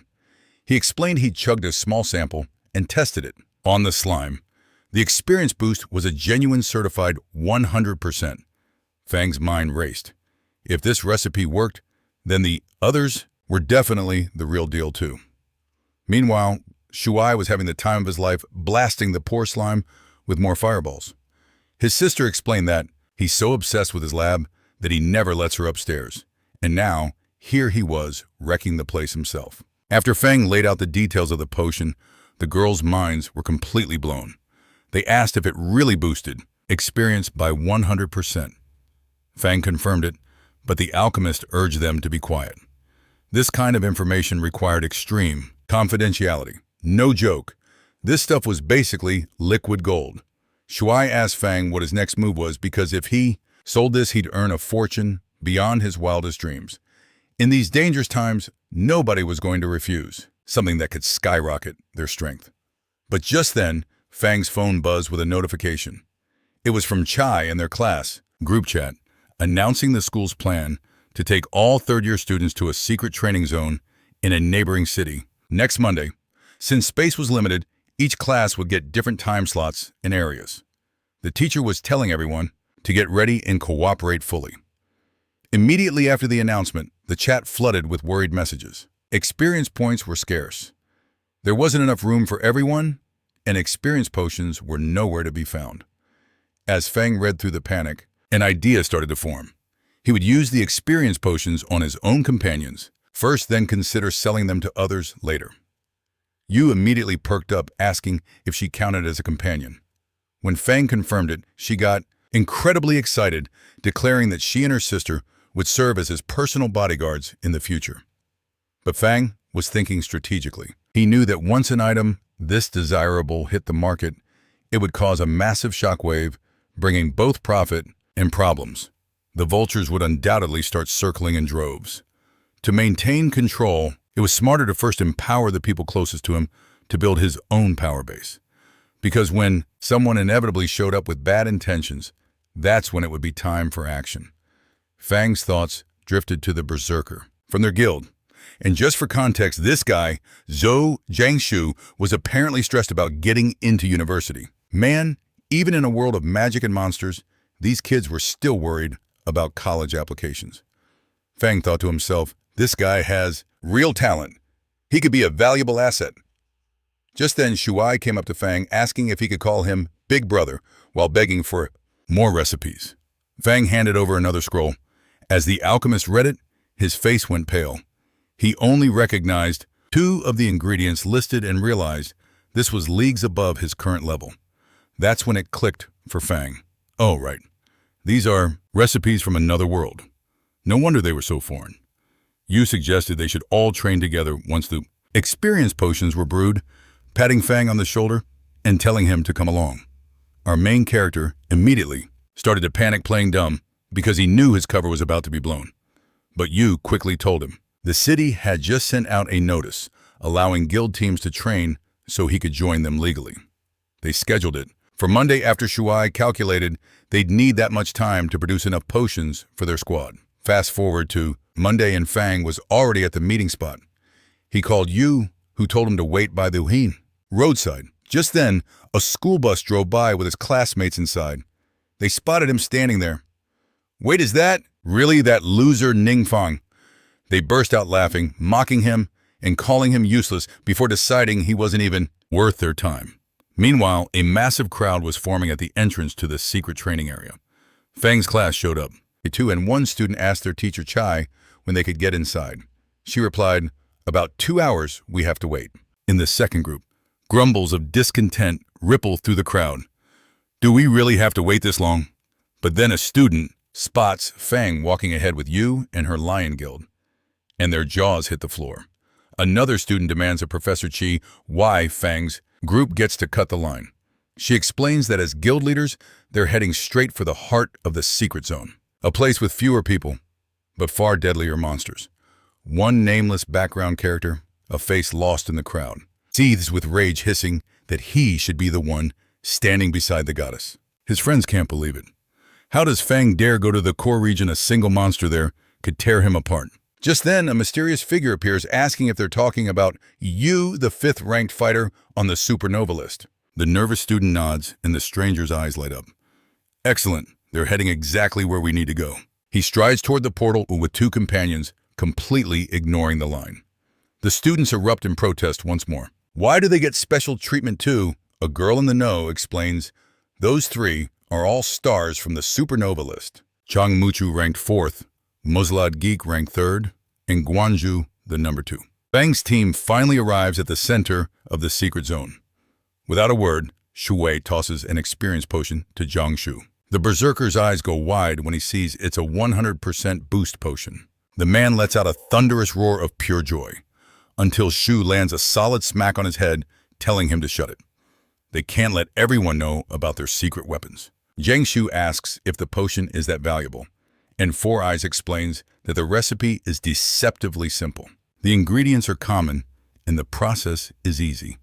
And that is precisely what makes the formula priceless. Low-cost, insane rewards. He says with this recipe alone, Fang could become an honored guest in any major guild. Emotions run high. Jiangshu pounds his chest, vowing to Fang that he will follow him into any battle from now on. Our main character just laughs awkwardly. "Hey, relax, we're all on the same team. No need for all that." Meanwhile, Yu watches from the side, recalling how Fang was never good at interacting with others, especially after his disastrous awakening failure at 16. She remembers how the entire school mocked him, forcing him deeper into his shell. But seeing him now smiling and joking with his comrades, it warms her heart. Maybe he can finally heal from the scars of his past. Yu clears her throat, gathering everyone's attention to announce the battle plan. "We don't have a proper tank or a magic damage dealer." So she tells Fang to hang back and do nothing to avoid drawing any aggro. She will lure the monsters, Jiangshu will unleash his damage, Shu will provide buffs, and Shui will support with potions. Everyone agrees, but inside Fang grits his teeth. This strategy would seriously slow down his leveling. Still, he decides to play along for now, out of respect for the team. He can always unleash his forbidden curses when he's alone later. The hunt begins. Yu draws her bow, firing an explosive arrow that detonates with a massive boom, pulling every monster in the vicinity. Zhu instantly buffs the berserker, who smashes the ground, sending a devastating shockwave toward the charging horde. Shui starts tossing experience potions like candy, his own experience bar skyrocketing with every monster that falls. He thinks with a grin, at this rate, he'll be able to craft even more powerful potions soon. Both Shu and Jiangshu are ecstatic. They might actually break through to the second stage before the entrance exams and get into a top-tier university with Yu. Everything is going perfectly, until a strange sound echoes from a nearby cave. That's when the uninvited guests arrive. A sinister laugh cuts through the air. Guanju steps out of the shadows. "Apologies for interrupting," he says, "but I just couldn't help myself. I overheard someone who hasn't even reached the second stage talking about getting into a prestigious university." Sue and the berserker are stunned. "Wait, are those the top rankers from the supernova list?" A smirk plays on Guanju's lips, pleased by the quick recognition. Fang's team is utterly confused. Why would these national-level prodigies be here? They're supposed to be from the Xinyu region. Yu steps forward, her gaze cold. What do you want? So there our heroes were training peacefully when Guanju and his entourage showed up to ruin the party. The guy gets straight to the point, asking Yu if she wants to join their team. Zhu and the berserker are shocked, but Yu's refusal is instant. I already have a team. But Guanju isn't listening, his tone dripping with condescension. He glances at Zhang Shu, ranked 14th on the supernova list. Perhaps we can consider letting him tag along too. Think of it as a favor to you. The sheer arrogance of the man Yu's patience is wearing thin. Was I not clear enough? I said no. That's when Guanju begins his lecture. Allow me to explain why you are mistaken. News travels slowly here in Xinyu, he sneers. The monsters are evolving. The universities are raising their standards. Only affiliated teams are allowed. He then shifts into full villain mode, declaring Yu is destined for greatness. But her friends, they're just deadweight. The sheer audacity is off the charts. Then he drops a classic edgelord line. Weakness is the greatest sin. Yu's patience visibly shatters. She begins to summon her bow. She's heard enough. But the arrogant fool mocks her, reminding her that a ranged DPS has no place in close quarters. Shu Ever the diplomat places a hand on her shoulder, urging them to find another training spot. As the guild prepares to leave, Fang contemplates how utterly infuriating Yanjiao is and wonders, could Yu actually defeat him with her new class? Just then, Jaiki stomps onto the scene like an enraged beast, demanding to know if Fang is Zhou Chun. When Fang denies it, Jaiki scoffs, telling him to get lost. In his eyes, Fang is completely worthless. That was the final straw. The berserker steps up to defend Fang's honor, telling Jaiki to show some respect. Jaiki's answer, a fist aimed right for his face. Jiangshu blocks the blow, but the raw power is staggering. The impact shatters several of his ribs, sending him to his knees. He can only think about Jaiki's cruelty, while trying to warn Fang to stay away from this mess. Jaiki just smirks, dismissing their efforts as futile. The remark only fuels Jiangshu's rage. The berserker tries to channel power into his fists for a counter, but he knows Jaiki is simply too fast. Another devastating blow is coming with no chance to block or evade. Yu and Taksu prepare to intervene, but they're too far to help. As Jaiki's fist is about to shatter Jiangshu's face, suddenly, a hand emerges from nowhere, effortlessly catching the attack. It's Fang casually halting what should have been a bone-crushing punch. Everyone stares in stunned silence. How did this spineless, good-for-nothing nobody block that attack? But Fang doesn't give them time to think. He seizes Jaiki's fist and yanks with such incredible force, the man screams in agony. Then Fang launches him like a cannonball. Jaiki soars through the air, crashing into a pile of rocks, which then collapse, burying him completely. Fang turns back to the crowd, a sinister smile playing on his lips, and asks, now who's useless? Yanjiao rushes to his friend's aid, totally forgetting about Yu, who has been charging her bow. This entire time, a moment later, he's hopping in agony, unable to believe he was just shot in the rear. Shu Wang erupts in laughter. Watching the cocky tank get taken out by a butt shot is truly a sight to behold. Meanwhile, Muchu is having a full-blown existential crisis. A mage just demolished a berserker in close combat, and an archer sniped a tank at point-blank range. Is this some kind of bizarre dream? These people were supposed to be the elite. Fang, however, is breathing heavily. He was trying to keep a low profile, and now his cover is completely blown. He snaps at Yu, telling her to stop gawking and heal their fallen comrade. While she's tending to Zhang Shufeng, asks for his decision. How should they deal with Jaiki? The berserker, humbled, says he'll follow Fang's command, a response that surprises Fang. Fang's orders are simple loot, Jaiki's equipment as payment for the disrespect. Yanjiao starts screaming bloody murder, crying about theft. But in an instant, Fang is in his face, his expression terrifyingly calm. Did you say something? Yanjiao's attitude flips 180 degrees, frantically offering his own gear to appease him. Fang just gives him a hug and whispers that he hates trouble. If Yanjiao or his friends even dream of revenge, they will regret being born. The former bully swears they'll behave. Muchu quickly follows suit, offering up her own equipment to Shui. Fang calls her a smart girl before telling them all to get lost, leaving Muchu both embarrassed and empty-handed. As they walk away, Yu admits she planned to help Fang train, but she never imagined he was this powerful. He just chuckles, saying he told her he'd changed his class but wanted to avoid the attention. Yu sighs in frustration. At his secrecy telling him she'll stop asking questions, he'll never answer anyway. Fang just laughs again. You understand me better than anyone. She places a hand on his shoulder, her voice softening. No matter what happens, I'm just really happy for you. He simply smiles, giving her a thumbs up and thanks. Later, Shu Wang and Jiang Shu ask about his future plans.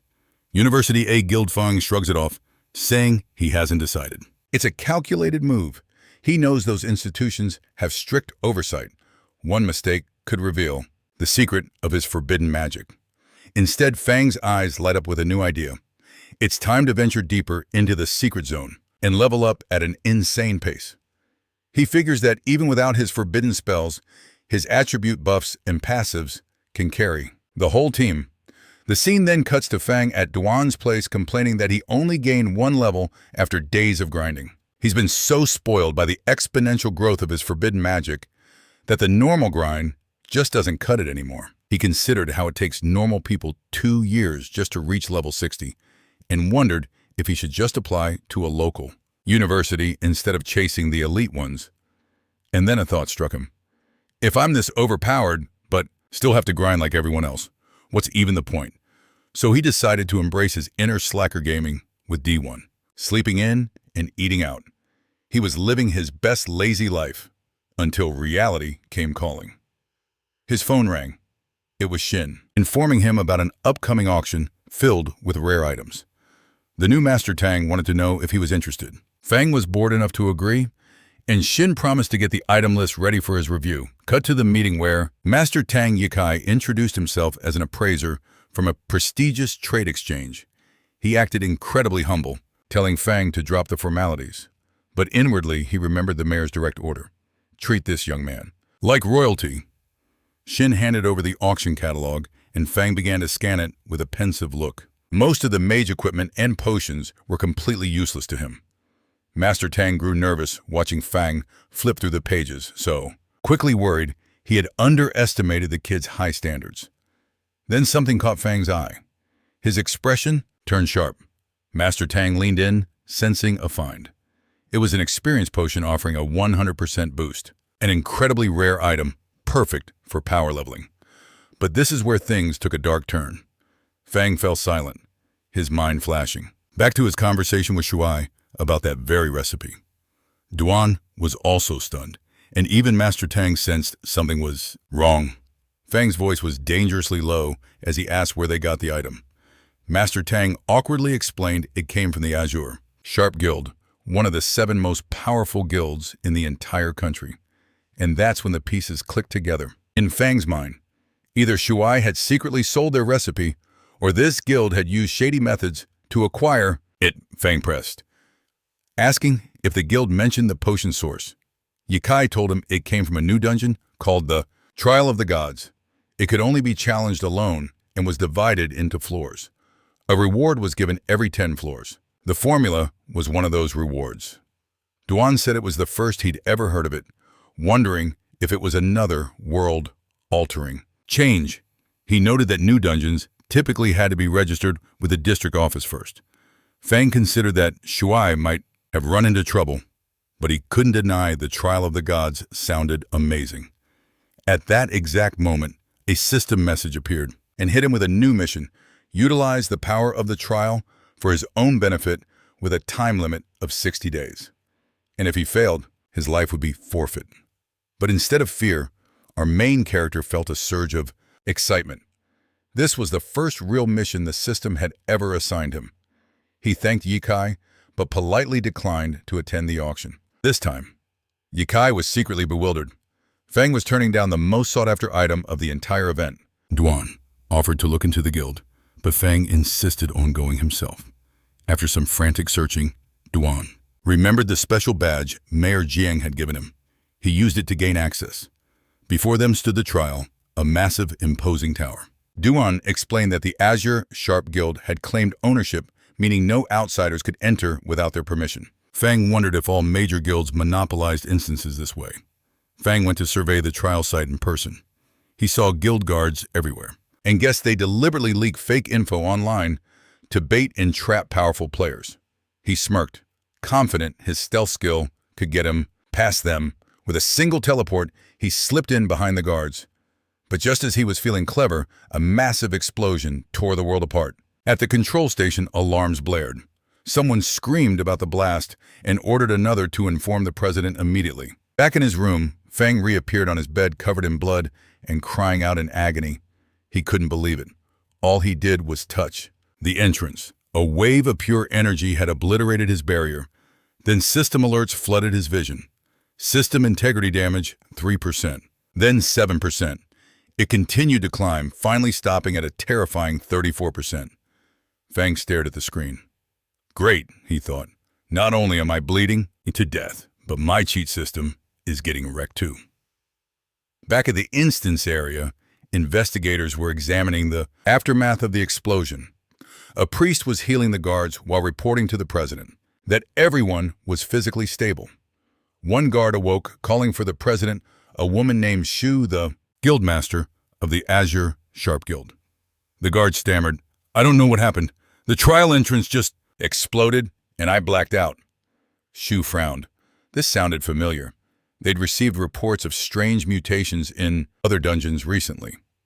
A mage then suggested they use a special investigative magic, and Shu agreed they had little choice. The mage began casting a time reversal spell, a powerful magic that, as its name implied, could rewind time and show them exactly what transpired. The president felt a wave of relief that this secret realm had a built-in recording function. But as they replayed the footage, everyone's jaw hit the floor. They watched in horror as a shadowy figure appeared. A creature tore through the fabric of space. Then another deity appeared roaring, "Evil God, how dare you trespass in my domain?" A clash between two literal gods erupted, shattering the sanity of everyone who heard the words, "Evil God." The deity seethed as the mysterious figure escaped again, vowing to find him before he reduced the world to cinders. The scene cuts away. Shu presents this chilling footage to the guild presidents.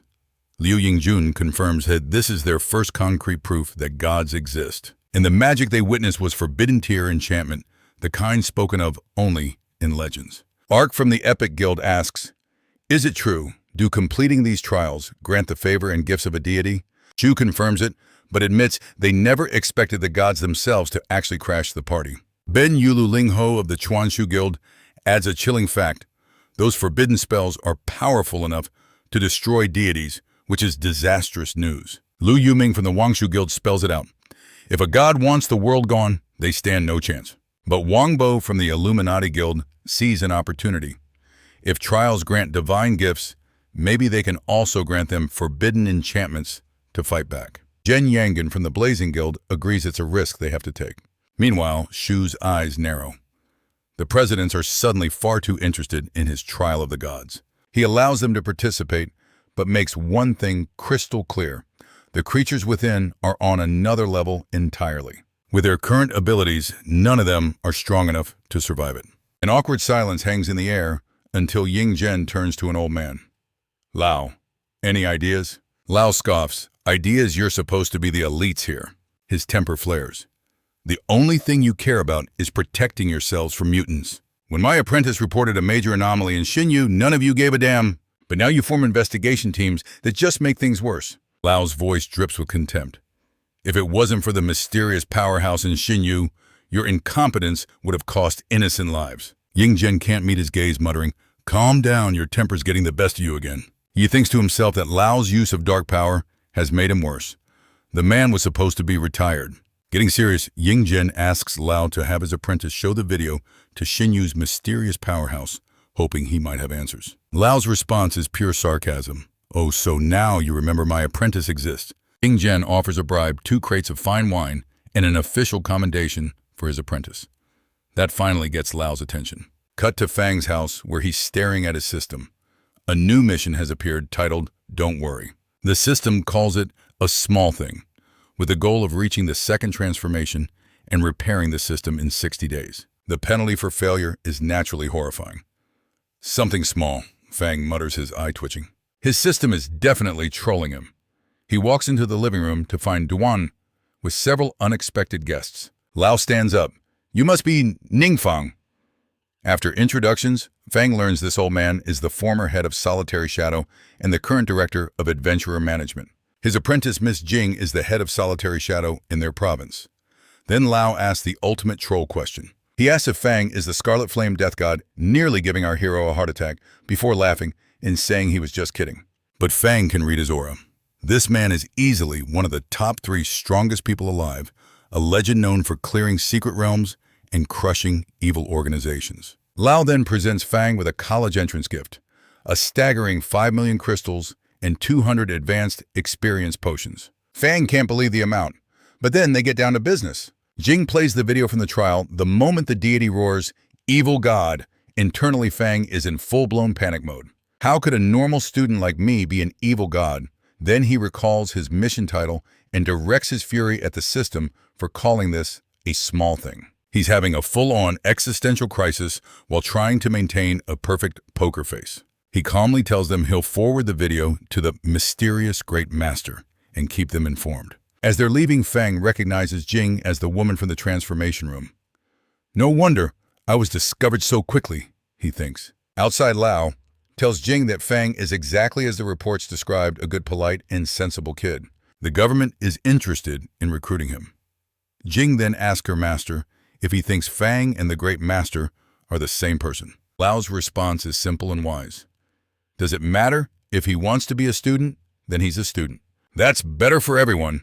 The old man is playing 4D chess, explaining that gifting 5 million crystals to a student is a brilliant move regardless. Because if that student happens to be the mysterious Great Master, he will surely remember their kindness. Model. To make matters worse, their enemies are leveling up, and no one is qualified for the gods' gifts. Their only hope, the mysterious Great Master, their ultimate trump card. Meanwhile, Fang is sipping coffee and having a full-blown existential crisis. His system just flagged damage from some god trying to track him down. This divine busybody shattered his absolute defense with a single strike, meaning they're operating at a forbidden magic level. Suddenly, our boy's to-do list became brutally simple. Fortify the system against divine searches and complete the trial mission without getting killed. He hits up Duan for intel from old Lao, learning the trial realm is basically a tower with an unknown number of floors. And the monsters inside, they're on a completely different level compared to the mobs in regular secret realms. The current top ranker is Shu from the Asia Sharp Guild, who cleared 42 floors. Fang's practically sweating bullets. One more slip-up with forbidden magic and his cover is totally blown. And then a brilliant idea strikes him. The mission never said he had to clear it personally. It's time to find a proxy. He asks Duan how many floors he thinks he can handle. The estimate, 35. Fong does some quick mental math.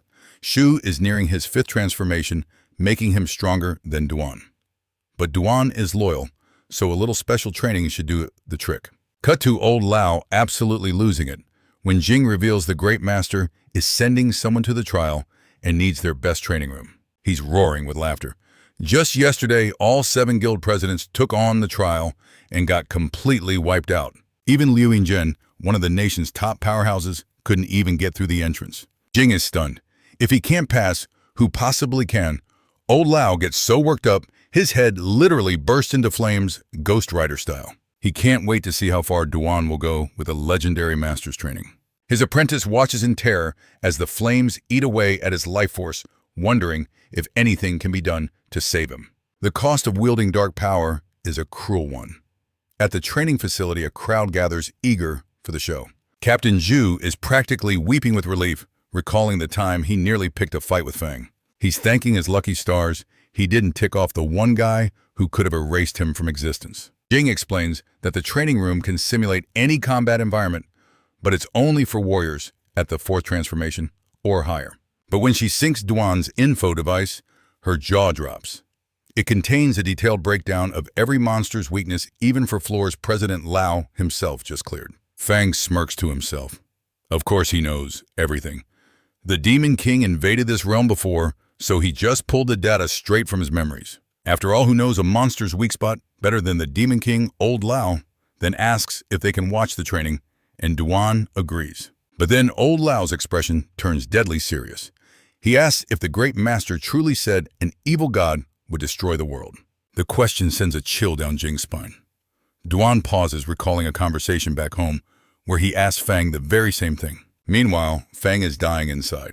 Duan has no clue he's talking to the so-called evil god right now. Our hero has a fierce internal debate about coming clean, but decides the risk of exposure is just too high, even with someone he trusts completely. So Duan turns to old Lao and says he asked the master that exact question and received a simple 8-word response. Everyone leans in, hanging on his every word, waiting for this profound wisdom. And Duan delivers. As long as I'm here, that won't happen. Old Lao bursts out laughing, declaring it simple, confident, and exactly the kind of thing their boss would say. Jing, on the other hand, is breaking out in a nervous sweat. What kind of person is this boss who doesn't even flinch at the mention of gods? Little does she know it's her own slacker student. Meanwhile, Fang is internally celebrating his perfect, non-suspicious answer. It paints him as a badass guardian of humanity, not the actual world-ending threat they're worried about. The old man grasps Duan's hand, placing all his hopes on him. The trial now rests on his shoulders, and they all head in to watch the training begin. And the training begins with Duan getting absolutely wrecked. He's slammed against walls and thrown around like a rag doll, but he keeps getting back up, ready for more. He's utterly exhausted, but the thought of letting Fang down pushes him forward. This is his one chance to prove himself. Jing is blown away. Duan is taking on monsters far beyond the limits of a 4th transformation warrior. She admits she couldn't last a second in there. But old Lao remembers Fang's own absurd growth rate. He awakened at 18 and hit his first transformation in mere months. He wonders if another miracle is about to happen.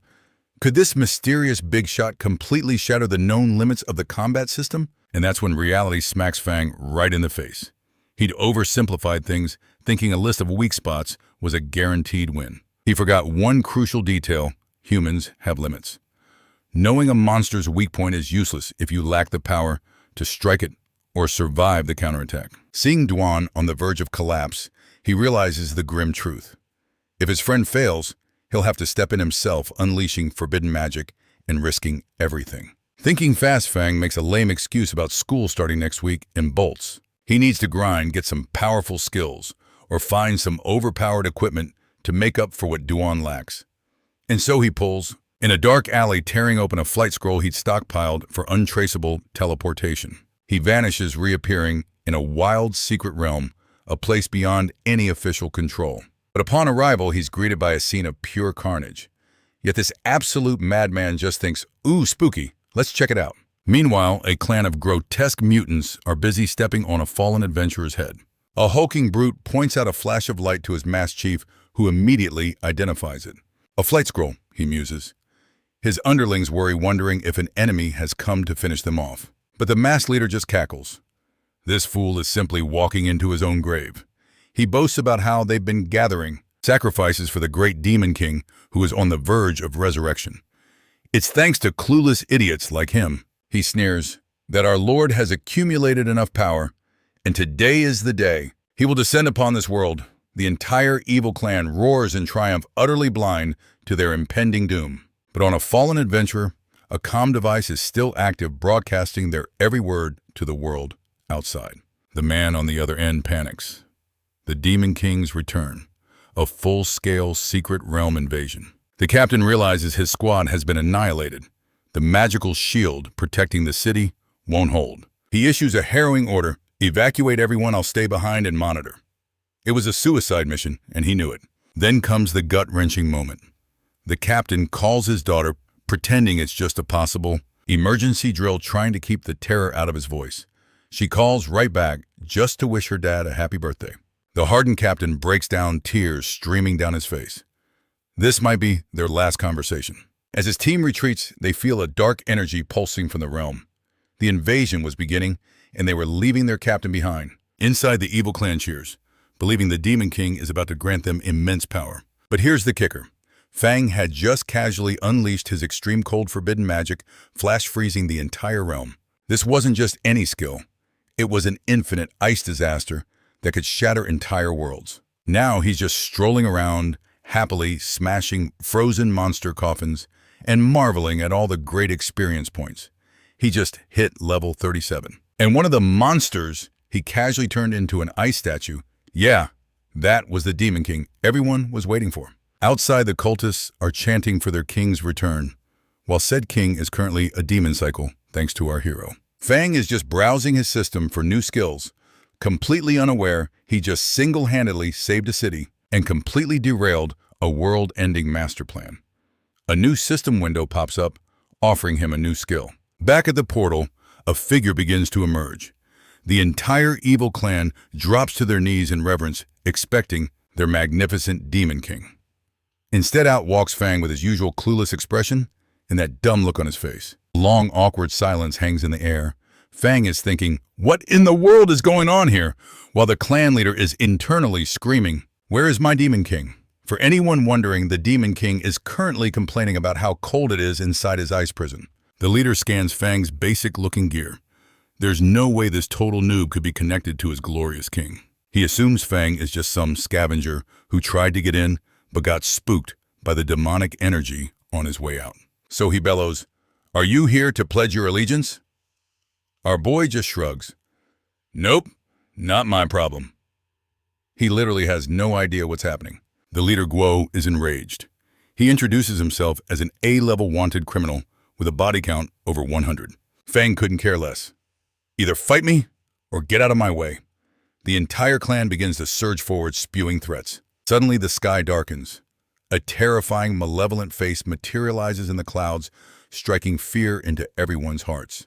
A perfect time for Fang to test his new forbidden spell, Sorrow of Abuse, an ability that traps victims in an illusion and exposes all their deepest weaknesses for him to exploit. It's twisted, sadistic, and unbelievably effective. He scans the clan leader instantly, identifying a hidden shoulder injury from using improper equipment, a weakness that reduces his strength, agility, and skill. Fang's attack is instant, striking that exact weak spot. The man howls in agony. He has no idea how Fang knew. In the illusion, Fang can strike his enemy's weaknesses over and over again, like a demon toying with its prey. A bit sadistic, he thinks, but perfect for finding vulnerabilities. After the one-sided slaughter, the city's captain finally makes his way up the mountain to assess the threat. He finds Guo and his entire clan utterly annihilated. He's stunned. A notorious A-class criminal, along with all his men, completely wiped out. This was insane. The Alliance had to mobilize 4 countless adventurer teams had been sacrificed, but their frozen corpses were all that remained. No one wanted to believe the horrific truth. His teammate cautiously asked about the situation inside the secret realm. The captain stepped through the shimmering portal. Inside, a frozen wasteland greeted him. Not a single monster was left alive. When his team asked about the Demon King, the captain reported its destruction. He had even approached the ice coffin himself to confirm it. But when the king fell, no items dropped and he gained 0 experience. It was as if the boss was already dead when he arrived. The king's face was frozen in terror, even in death. His team wondered if the invasion was over now that the king was slain. But the captain just stared at the corpse, thinking to himself, "Don't ask me, dude. I'm just as freaked out as you are." Meanwhile, Fang returned to Duan's place, calling him back from training. A dejected Duan showed up confessing he was stuck at level 45. He felt like he had utterly failed his friend. But our boy was surprisingly cool with it, telling Duan the real goal was just to understand the trial itself. He promised some intense training for the next week, which got Duan fired up. "What's for dinner?" he asked excitedly before running off. Fang watched his friend's renewed energy with a smile and sat down. That's when he received the most unexpected message of his life. It was from old man Lao, asking to party up, claiming to be a great level 6 tank. Fang's first thought was, did someone hack this guy's account? That is, until an audio message confirmed it was really him. Turns out the old flamehead plays with his grandson, who is currently buried in entrance exams. They teamed up easily, winning a match. Lao then suggested Fang could play with his grandson sometime since they were the same age. Fang readily agreed, thinking this connection could prove very useful for his future plans. That's when Lao dropped some major intel. 3 major universities were organizing a training camp with only 2 spots left. Fang realized that while his forbidden spells were powerful, he'd be screwed fighting actual gods without real combat experience. So he accepted the offer without hesitation. Lao reserved both spots just in case Fang wanted to bring a teammate along.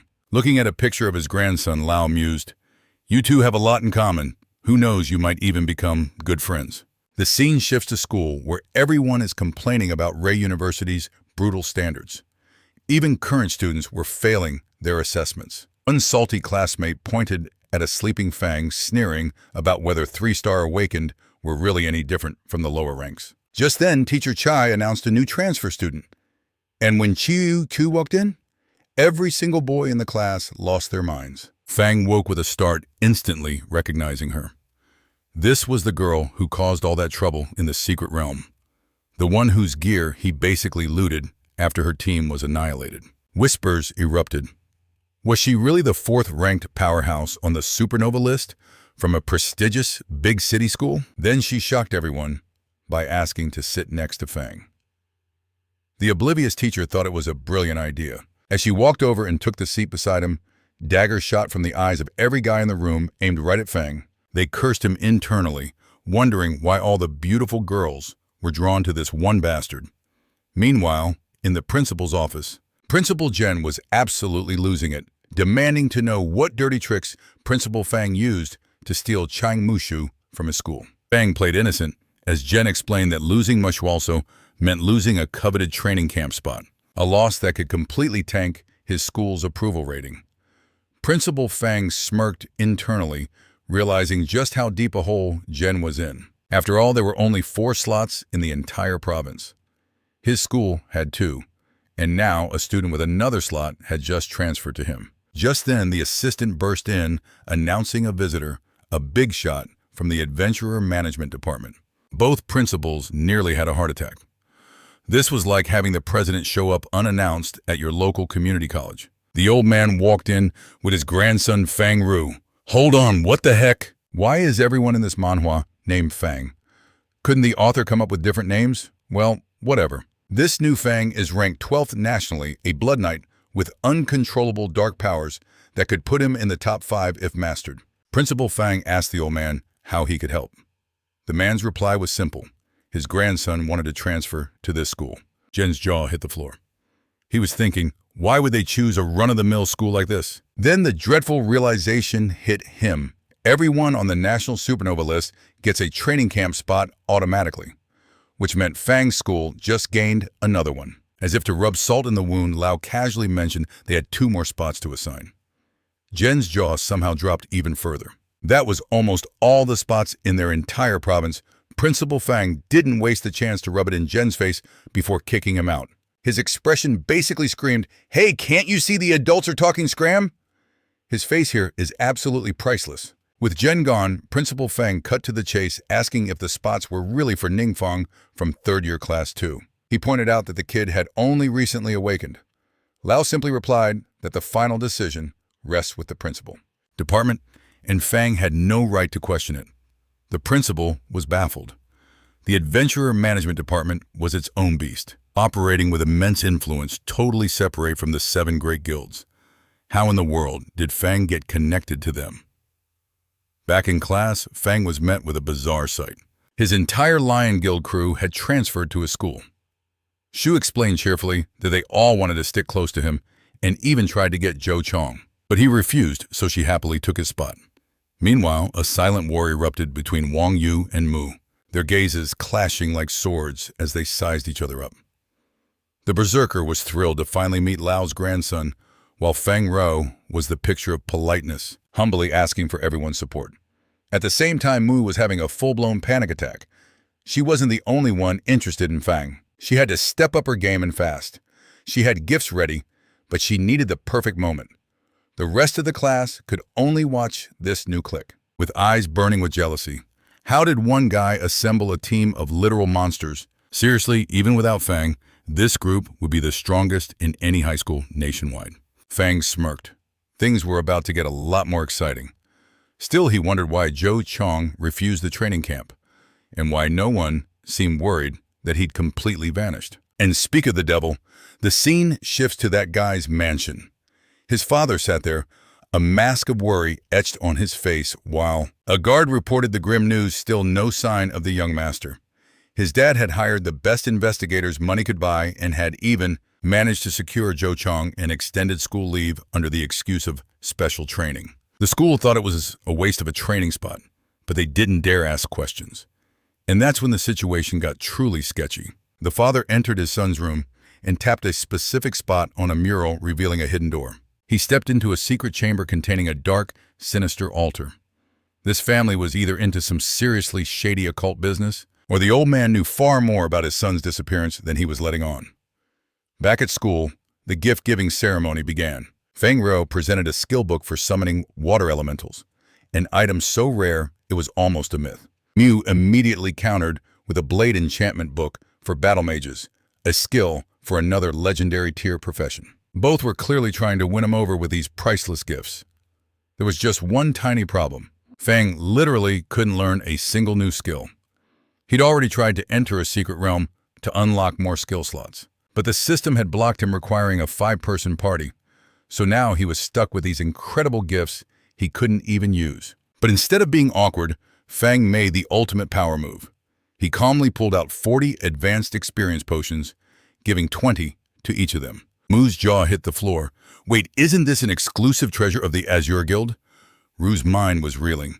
These potions were worth a king's ransom, and almost never appeared at auction houses. For Feng to casually possess 40 of them, it meant his true status was beyond their wildest imagination. He was someone of immense importance.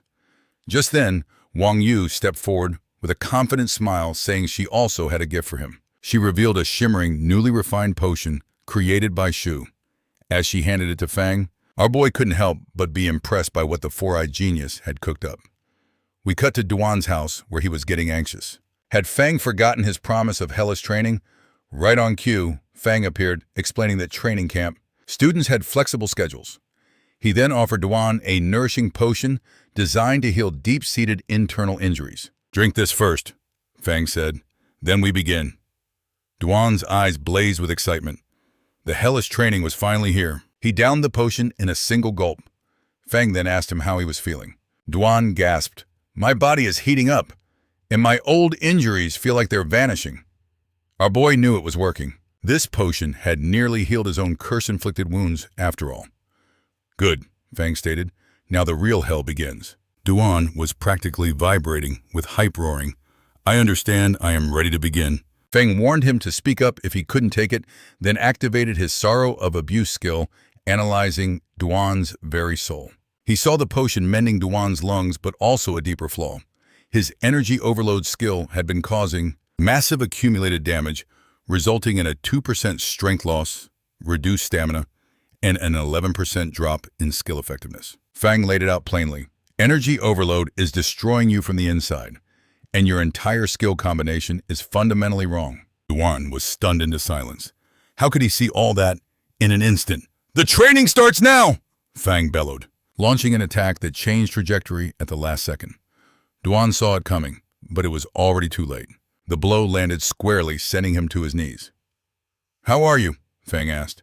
Gritting his teeth, Duan replied, "I'm fine. I can continue." Feng mused to himself.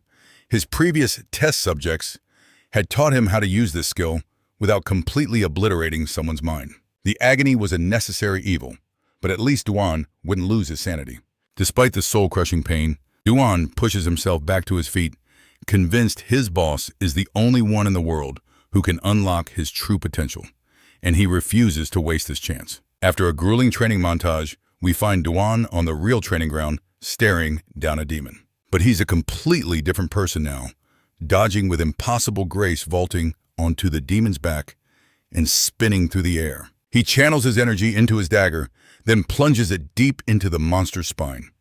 The beast roars in agony, and Duan delivers the final blow with ease. Grinning, he calls out for the next stage. Jing is stunned, stammering that there are no more stages left. They had already burned through all the monster data Duan had provided. At that exact moment, our hero collapses from pure exhaustion. But he's crying tears of joy, overwhelmed with happiness that his master's training allowed him to conquer the entire field. Old Lao can barely comprehend what he just saw. To elevate a fourth transformation warrior to such a level in half a month, it should be impossible. He calls it a genuine miracle, stating that the agency must maintain a good relationship with this mysterious master at all costs. The familiar heat begins to build behind his eyes again, but when Jing voices her concern, he just laughs it off, saying that reaching his age as a transformer is a blessing in itself. Jing suspects the old man sent grandson to Xinyu as a way of passing on the torch. Still, she worries about the price of his dark power, a flame that is constantly burning away his life force. She wonders if the great boss might even have a cure for that.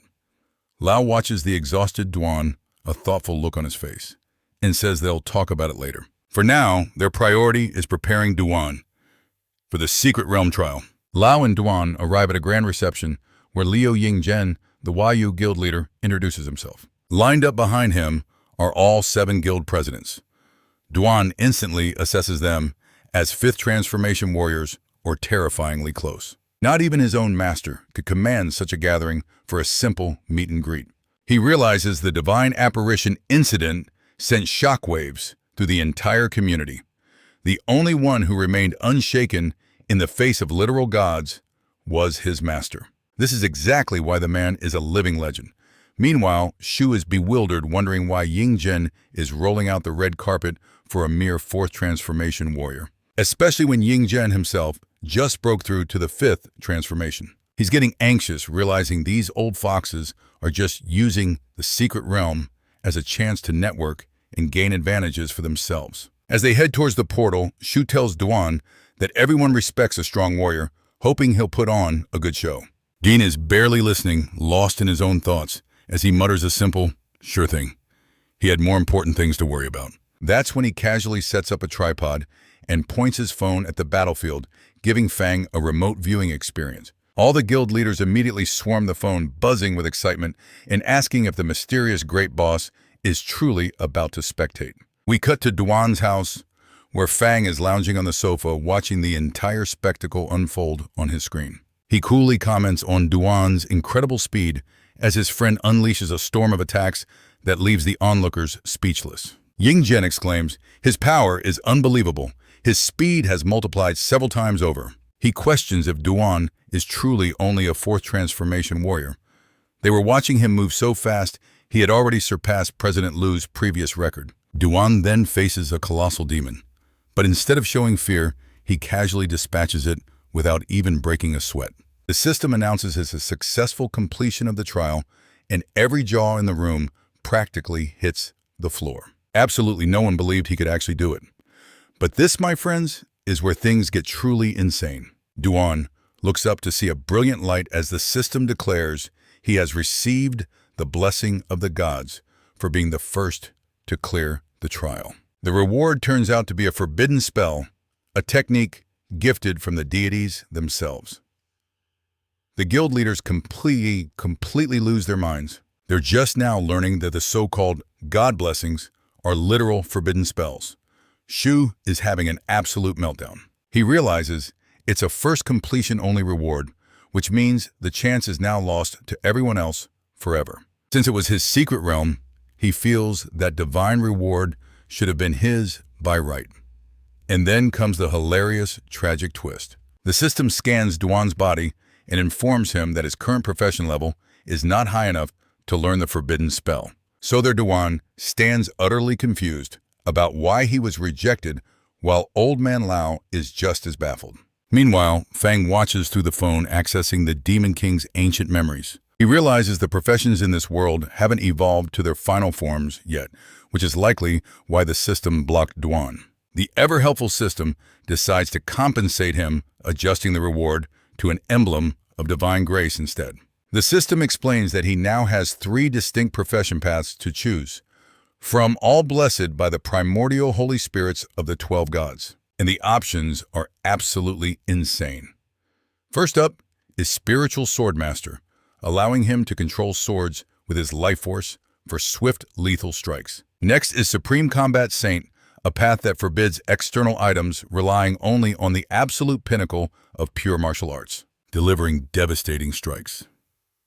Finally, the Celestial Warrior masters all weapons, analyzing an enemy's very essence in the heat of battle. Since Duan is a dagger specialist, he locks in Spiritual Swordmaster. It was the only logical path. After choosing his destiny, the emblem of divine grace materializes. It grants him permanent stat boosts, 4 points to strength and 4 to endurance, plus an 8% boost to his vital energy recovery. The system warns him that this item holds the fundamental laws of the universe, telling him not to fear. He just needs to focus and absorb.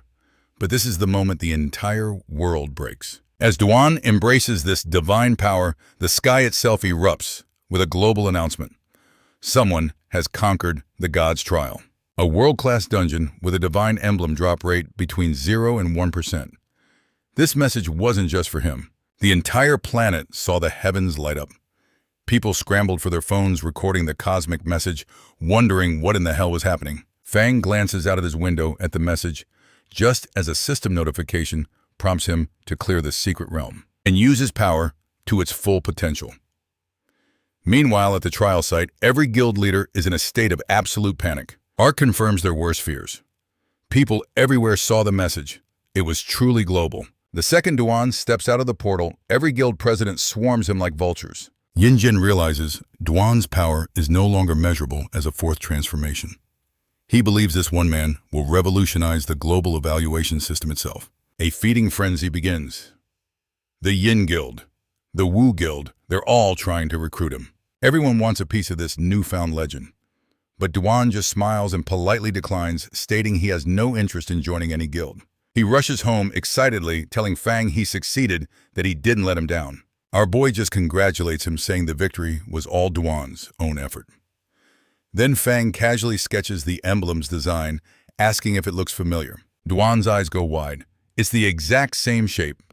He asks if Fang already knew about these emblems. Fang nonchalantly mentions he got one from a mission, and just gave it to Wang Yu like it was nothing more than a souvenir. Duan can't process it. His master hands out world-breaking divine items like they're candy, making his own life-or-death struggle feel inadequate. But Fang's mind is already churning with far greater concerns.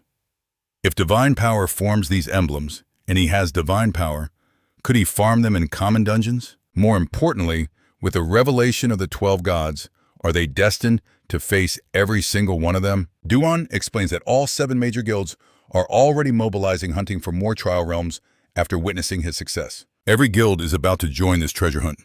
The world is about to become a battlefield. Fang's brain shifts into strategic overdrive. He wonders if the system logs these trial completions as missions, and if he could somehow control those who pass them. But then the true danger clicks into place. Sure, divine emblems are powerful, but the forbidden magic rewards are the real catastrophe waiting to happen. If that kind of power falls into enemy hands, they become a threat to his very existence.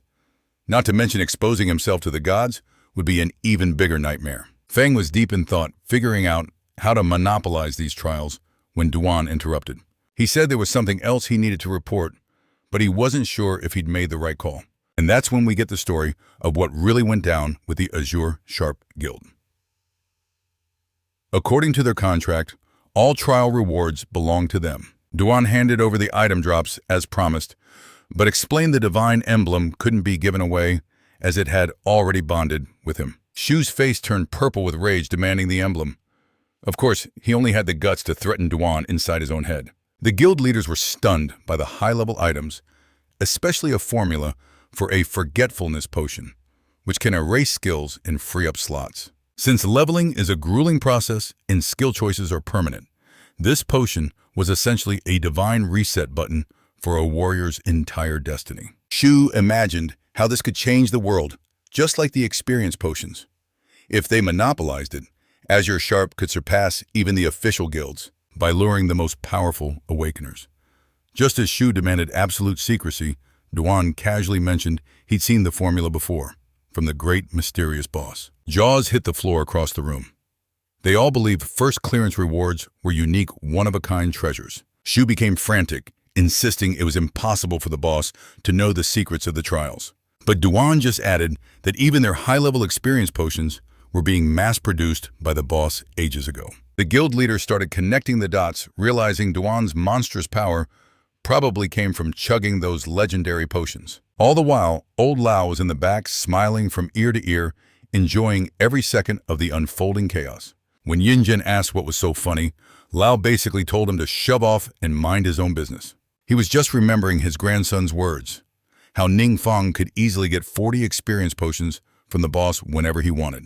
He remembered his grandson mentioning Ningfang could get 40 experience potions with ease. The mysterious boss, knowing a man of his stature, wouldn't care for such minor treasures. Old Lao was practically beaming, certain his genius move of transferring his grandson to this school was paying off. As they parted, Lao asked if the mysterious boss had any other potions. He confessed that dark forces were eroding his body day by day, and all he wanted was a little more time with his grandson. The raw vulnerability was stunning. A titan of a man just wanting more time with family. Duan promised to ask his boss, and Lao's gratitude was genuine. Back home, Duan apologized for acting on his own, but Fang assured him he'd done the right thing. Our boy was now curious if he could actually help the old man, wondering if his nourishing potion could fight that dark corruption. After a moment of thought, Fang produced several vials telling Duan to deliver the nourishing elixirs to old man Lao. And just like that, our boy was off, wasting not a single second. He arrived at Lao's company, but Jing explained the old man was tied up in an important meeting at headquarters, so she offered to hold the elixirs for him. Afterwards, she went to check on Rufang's room, worried about the kid being all alone in the unfamiliar Xinyu city. But as she approached, an ominous aura was seeping from under his door. Inside, the poor kid was on his knees, trembling as a sinister voice offered to deal his grandfather's life in exchange for his absolute submission. But Rufang's spirit wasn't broken. He roared that he was the grandson of the great Lao Feng, questioning how this entity dared to make demonic pacts with humans. The voice just cackled, mocking humans as weak creatures bound by pointless rules, and sneered, wondering how long his resolve would last. Then came the final devastating blow, hoping he'd maintain that bravado when his grandfather dies right before his very eyes. Later at the training field, Rufang was sitting alone, drowning in misery, when Fang appeared, asking why he seemed so troubled. Our main character tried to cheer him up, suggesting a game of Three Kingdoms on his phone. But Rufang just apologized, explaining that his grandfather forbids gaming during school hours. Fang, ever so cool, said they could just play when his grandpa returned, even mentioning how surprisingly good Lao was at the game. And that's when the heartbreaking story unfolded. Rufang explained his parents had died on a mission years ago, leaving him utterly shattered and withdrawn. He became a ghost, locking himself in his room day after day. His grandfather was lost until he remembered his grandson's old love for battle games. And so the great Lao Feng secretly mastered them just to find a way back to his traumatized grandson. In Rufang's darkest hour, his grandfather was the light that guided him back from the shadows. Meanwhile, in a sterile meeting room, Lei was delivering grim news. They were looking at Peng Hai, a 4-star professional imprisoned 8 years ago for malicious injury, who had then mysteriously vanished from his cell 6 years back. Beside him was Ying, another 4-star professional whose supervised variant went missing from his home 5 years ago. Both had just reappeared to brutally murder 2 elderly adventurers and their families right in Peng Hai's old house. There were no survivors. The murdered adventurers were members of the very team that had captured Peng Hai.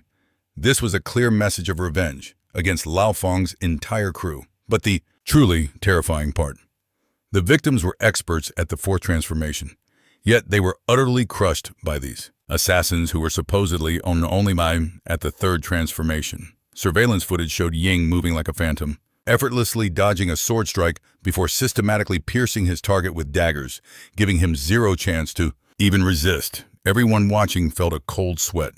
It was obvious Ying had somehow broken through to a level beyond. The 5th transformation. Even Lao admitted that in a head-on clash, he likely stood no chance against Ying. The question hung heavy in the air. What happened to Ying in those missing years to leap from the 3rd to a level beyond the 5th transformation? A power jump that massive wasn't natural. Someone or something had given him a monstrous upgrade, and it had nothing to do with training. Cut to the Chen household, where a nervous Mr. Chen was pacing until Ying and Peng Hai finally arrived. Chen asked if they'd found any trace of his missing son. Peng Hai revealed he had sensed an extremely potent dark force. He explained that low-level favored ones can only borrow dark power through a demon lord's blessing. But the true favored ones are personally summoned and trained by the demon lords themselves in secret realms. Peng Hai believed Chen's son had caught a demon lord's eye and was invited to this exclusive dark training camp. Chen's eyes lit up, thrilled that his family might finally be able to challenge the Wong group. Seriously, your son is being corrupted by a demon dude. Read the room. With actual demons on the loose, all he sees are business opportunities. Peng Hai surveyed the dark ritual chamber, nodding in satisfaction. The setup was perfect. As long as the boy keeps making sacrifices, his potential will surely catch the demon lord's eye. He then handed Chen a map demanding transport. It was time to pay a little visit to their future disciple. Meanwhile, Rufang was lost in memories of his parents sacrificing their lives to seal a volatile dimensional rift, saving the entire city. A heroic legacy that only makes what's coming next more tragic. He was gazing at the stars when a sharp knock echoed from his door. Standing outside were two men radiating pure evil. When Rufang asked who they were, Peng Hai's lips curled into a wicked smile confirming his identity. They wanted to come in for a chat, but as Rufang sensed their dangerous aura, Peng Hai called him Master, claiming they were sent to check on him. From this day forward, he was to call them elder brothers. They mentioned he'd met their master just last night. Rufang immediately recognized the same dark energy from the voice that tried to corrupt him. Without a second thought, his combat armor materialized around him. He knew exactly what these monsters were here for, but the chasm in their power was just too vast. He barely had time to blink before his head was slammed into a wall, which shattered on impact. The blonde one exploded with rage, screaming about how Ru dared to attack his elder brother. The next thing he knew, the hulking brute had him in a headlock. Our boy desperately clawed at Peng Hai's hand, fighting for his life. Seeing that Rufang wouldn't submit, Peng Hai drove a fist into his gut with devastating force, making him cough up blood. The villain lifted the broken kid and launched into his classic monologue. Their master saw his potential, he said, and was willing to grant him the power to save his grandfather. All he had to do was embrace his destiny and join the side of darkness. But Rufang made one thing crystal clear. He would never, ever accept such a deal. Serious backbone for a guy who was currently being pulverized. Just then, Ying reported that the old man, Lao, was nowhere in the house. The blonde psycho sighed, disappointed he couldn't greet the old veteran. Rufang immediately started pleading for his grandfather's safety. And that's when Peng Hai dropped the ultimate psychological bomb. He let the boy's head drop to the floor, then explained how sacrificing loved ones could unlock even greater dark power. He gave Rufang 3 days to decide. Agree to become their disciple, and all would be forgiven. Refuse, and his grandfather dies. Looking at a family photo, Peng Hai remarked it would make a fine gravestone. Elsewhere, Feng was in some dungeon, casually obliterating demons, with his staff annoyed by the lack of good farming spots. His system, being as helpful as ever, called the mission a piece of cake, while reminding him he had only 43 days left to complete his second transformation, or die. Right on cue, he gets a call from Dan. Feng could tell from his tone this was serious. Dan explained that old man Lao had called, wanting to become the apprentice of the great mysterious master. Cut to the hospital where Feng finds Rufang, who's trying to keep his spirits up in the special ward for dark energy contamination. The kid had never seen a place like it, and Feng joked that no sane person would ever want to be admitted here. Down at reception, Lao was showing pictures of the two villains, explaining the grave threat they posed to public safety. The government was taking it seriously, but they had no real way to handle it. He mentioned his only hope was that the mysterious boss would agree to his proposal. But Dan clarified, it wasn't about discipleship. It was about finding opportunities to help with training. Apparently Feng prefers a quiet life, but refuses to let evil run rampant. The old man asked what the boss needed. Dan laid it out: a private, discreet, and secure training ground. A place where the old man could also receive some special guidance. Lao promised to provide a solution immediately, but then a commotion down the hall sent them rushing toward Rufang's room. And there they were, Peng Hai and Ying standing in the hospital room with a fruit basket, acting like worried friends. The blonde one feigned an apology, claiming it was his fault Rufang was hospitalized, and he felt just awful about it. The sight of these monsters sent Grandpa Lao into a full-on rage, his aura blazing as if he'd burned them to ash. Peng Hai just turned and smugly asked if he really intended to fight them in a hospital. At that moment, Lao wanted nothing more than to end them, but his hands were tied. He couldn't risk the innocent lives. The two fiends simply walked past him. As they passed, Dan the blonde bastard showed his true colors and spat on him. Dan too burned with the desire to retaliate, but held back for the old man's sake. Lao could only apologize. But Duan simply says, "There's no need." Meanwhile, our boy Fang strolls into Ru's room and heads straight for the fruit platter. He figures they look way too good to go to waste. Later that day, we find Peng Hai, Ying, and Chen's father living in shameless luxury, drinking with a host of women. The blonde mentions that Wang Yu from the wine group is quite a catch. Chen just laughs, revealing his son was planning to use her as a sacrifice, but Peng Hai is more than welcome to her. They're literally negotiating human trafficking over drinks. These men are absolute scum. Just then, the wall shatters in a deafening explosion as Fang and Duan make their grand entrance through the smoke and rubble. Chen furiously demands to know who dares interrupt them, but Duan coldly orders everyone except Peng Hai and Ying to get out. The two assassins just smirk, saying, "So you finally come for us." They were clearly expecting the showdown. Without a moment's hesitation, Ying lunges at Duan with his lightning blade. But with a flick of his dagger, Duan effortlessly parries the attack, leaving Ying utterly stunned. Duan realizes Ying has broken past the 5th transformation level. If it weren't for his master's training and a divine blessing, he'd have been finished. Ying's partner is in shock, wondering how Duan unblocked that so easily. But then he assumes it's all a diversion, that Duan is just buying time for the main character to land the real blow. He turns, expecting a perfectly coordinated pincer attack, only to find our boy calmly opening a bag of snacks, ready to enjoy the show as if he just bought a movie ticket. Not wasting the opportunity, Duan strikes instantly, reminding Ying never to get distracted in a real fight. Enraged, Ying summons his full battle gear and charges again. Their powers collide with a massive explosion of energy, sending terrified civilians scrambling. They're too scared to stay, but too petrified to even run from this clash of titans.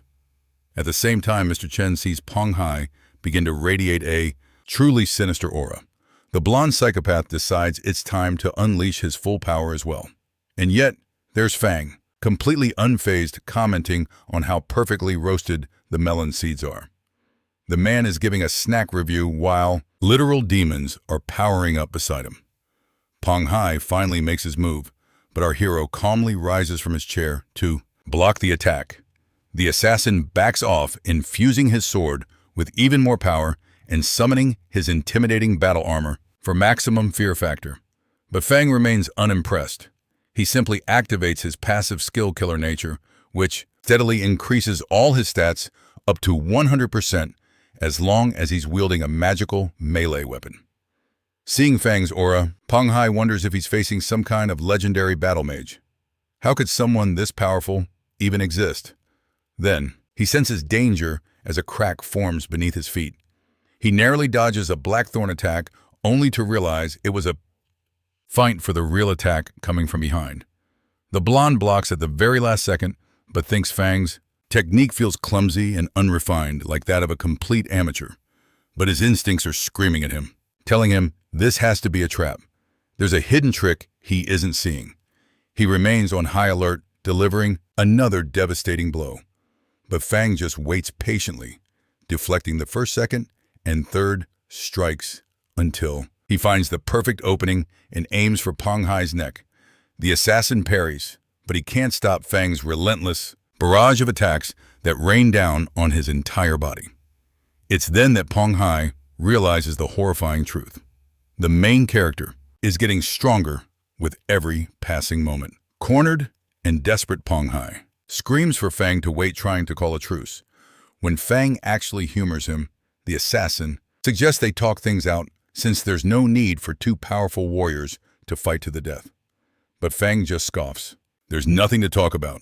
The situation is simple. You die, and I live. This enrages the blonde, who calls him arrogant, screaming that in his master's eyes, Fang is nothing more than a pathetic insect. This piques Fang's interest, Could this master be the Demon King from that secret realm?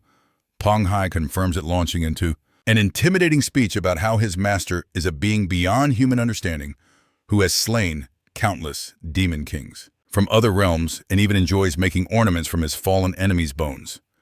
But instead of trembling in fear, Fang's eyes light up with excitement. He asks if his master really did kill all those demon kings and collect their remains. The bastard thought. Our boy was finally scared, but he was dead wrong. Fang just flashes a wicked grin and asks, "So would you mind telling me where this great master of yours is hiding?" Meanwhile, outside the building, old Lao and his team have arrived on the scene. Jing confirms the fight is raging on the top floor of a building owned by the jail corporation. Witnesses have identified the combatants as Pong Hai and Ying. Wasting no time, Lao begins casting detection magic towards the building to assess the situation. He observes there's a battle and confirms it. Pong Hai was getting completely dismantled. He also notices the masked man's faint magical signature, a clear sign of a concealment technique. Meanwhile, upstairs, the battle raged on, and our hero's attributes were already at 60% and still climbing thanks to his passive skill. Old Lao was impressed watching these simple, direct attacks completely overwhelm an enemy through sheer statistical power. He couldn't help but wonder where such a monstrous warrior had emerged from. Just as Fang's stats hit 80%, Pong Hai played his trump card, transforming into a terrifyingly huge monster with a gaping demonic maw that swallowed Fang whole. The blonde smugly thought he never expected anyone to push him this far, though he knew this power came at a steep price. Old Lao watching the monstrous transformation could only mutter in disbelief. The intensity of this fight had just shot through the roof. Down below, Duan was still effortlessly handling Ying, who asked if he was worried about his partner. Duan just scoffed. "You aren't qualified to worry about my master." With that, he slashed at Ying, who couldn't possibly react to the blindingly fast strike. "And it seems, Wuxi," he added, "you aren't qualified to fight me either."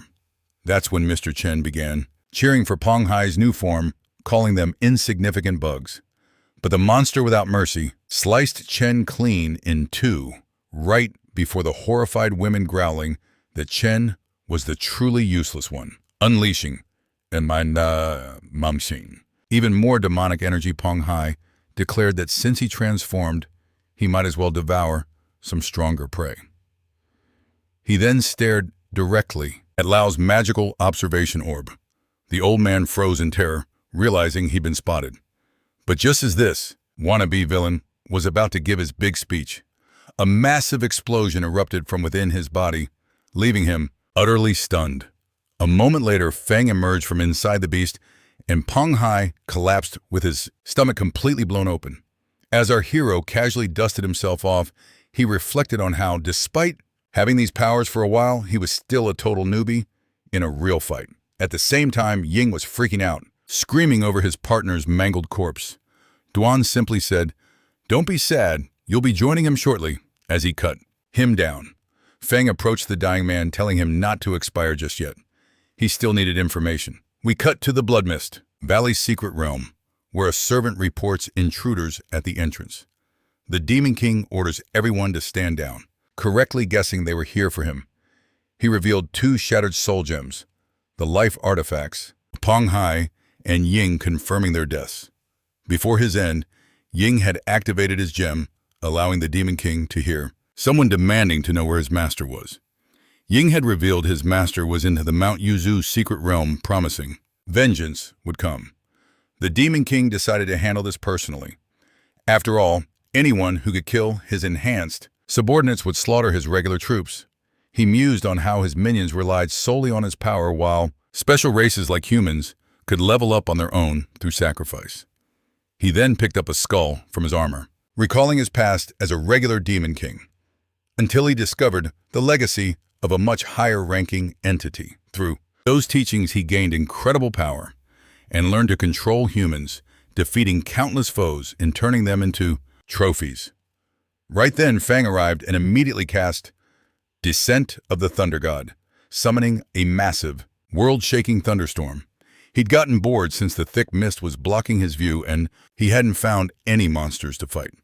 So naturally, his solution was to carpet bomb the entire map with divine lightning. The Demon King was instantly flash-fried by this ridiculously casual area of effect spell. Then Fang's system detected the legacy of the end. He got excited, relieved his system was still working. Following the aura, he found what he was looking for in the clutches of a blackened statue, which was actually the charred remains of the Demon King he'd just accidentally zapped. Our boy had no clue. He just one-shot the final boss while searching for loot. He began absorbing the legacy fragments, confused why there was only one piece when there should be countless relics. After the absorption, his base attributes shot up by 100 points. He hit level 40, unlocking new skills. He smirked, thinking he could now crush most adventurers with ease. Finally, he picked up a skill book for his summoning curse, wondering if he could summon a great demon king, and whether that would officially make him an evil god. Fang decided to learn the Gate of Darkness skill first and worry about the moral implications later. This forbidden spell allowed him to open dark gates to summon either a constant stream of dark creatures for 12 hours or a single high-level demon lord permanently. At first he was underwhelmed, but then it hit him. An unlimited, permanent demon lord. His whole perspective shifted in an instant. Meanwhile, back at the Lee headquarters, Duan was explaining just how formidable those enhanced assassins were, and for security left no survivors. Lee was eternally grateful. His life, his family, all saved. He had no idea how he could ever repay such a debt. Jing explained the officials had placed their faith in the master's judgment, a show of immense goodwill. They'd silenced all the skeptics, knowing Pang Hai and Ying could have unleashed a catastrophe. Just then, Lao added that the nation, valuing the master's power, had fast-tracked several training sites. He handed over a stack of envelopes. Inside were details on state-of-the-art facilities, each boasting a perfect environment, top-tier infrastructure, and absolute privacy.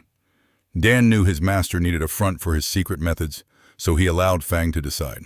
They arrived at the first location, and Fang was utterly speechless. The sheer scale was unbelievable. Dan explained it was a brand-new adventurer base codenamed Area 51, completely untouched. If the master approved, the entire place would be his and his alone. Fang's mind reeled. All of this, for him, it felt completely unreal. The tour began. A 10-floor behemoth rose before them. It held training zones, offices, and even leisure areas, with room for nearly 2,000 people. Advanced smart systems, massive dining halls, even rooftop gardens. Dan assured him he could disappear in here for years if he had to. A fire lit in Fang's eyes. Finally, a place to cultivate his own forces. The location was perfect. Later, meeting with Lao to finalize the deal, the old man laughed at saying he knew the master would choose Base 51. He explained that for saving Chinu City twice, Longbow City once, and crushing the nation's greatest threats, the country would always back its heroes. The base was a gift completely free of charge. All he needed to do was sign. Fang was stunned by the government's generosity. Dan chimed in, stating his master disliked tedious affairs, so he and Ningfeng would handle the base's management. Lao even offered to help establish a guild. But Dan had a question. Was there a way to access intel without a guild? His master, he claimed, wasn't great with technology. Lao explained that for a national-level powerhouse like the master, they could establish a dedicated intelligence channel. Any non-classified information would be synced directly with the agency's database. Fang realized they were treating the master like a pillar of the nation. This was far more efficient than scavenging for intel on their own. His mind raced with possibilities to make this base something more than just a guild. After all, he now had access to unlimited high-quality resources. Duan then informed Lao that his own special training was scheduled for next week, much to the old man's delight. But then Lao's phone rang. A report of bizarre disappearances, hauntingly similar to the Pang Hai and Ying incidents. A cold dread washed over him. Another monster could be on the loose. Even with his new training, he couldn't face such a threat alone. He desperately wondered if there was a way to forge strong allies and fast. That night, Lao found his grandson packing a suitcase. His eyes narrowed. "Where are you going, Ru?" Ru beamed with excitement, explaining that the Supernova training camp was about to begin and Ningfeng himself had organized it. He gotten the call to report to the training base in 2 days, so he was getting a head start on packing. Lao asked how many were invited. Ru proudly announced, 5 of us in total. At that moment, something inside Lao just snapped. His excitement erupted, and his head literally burst into flames.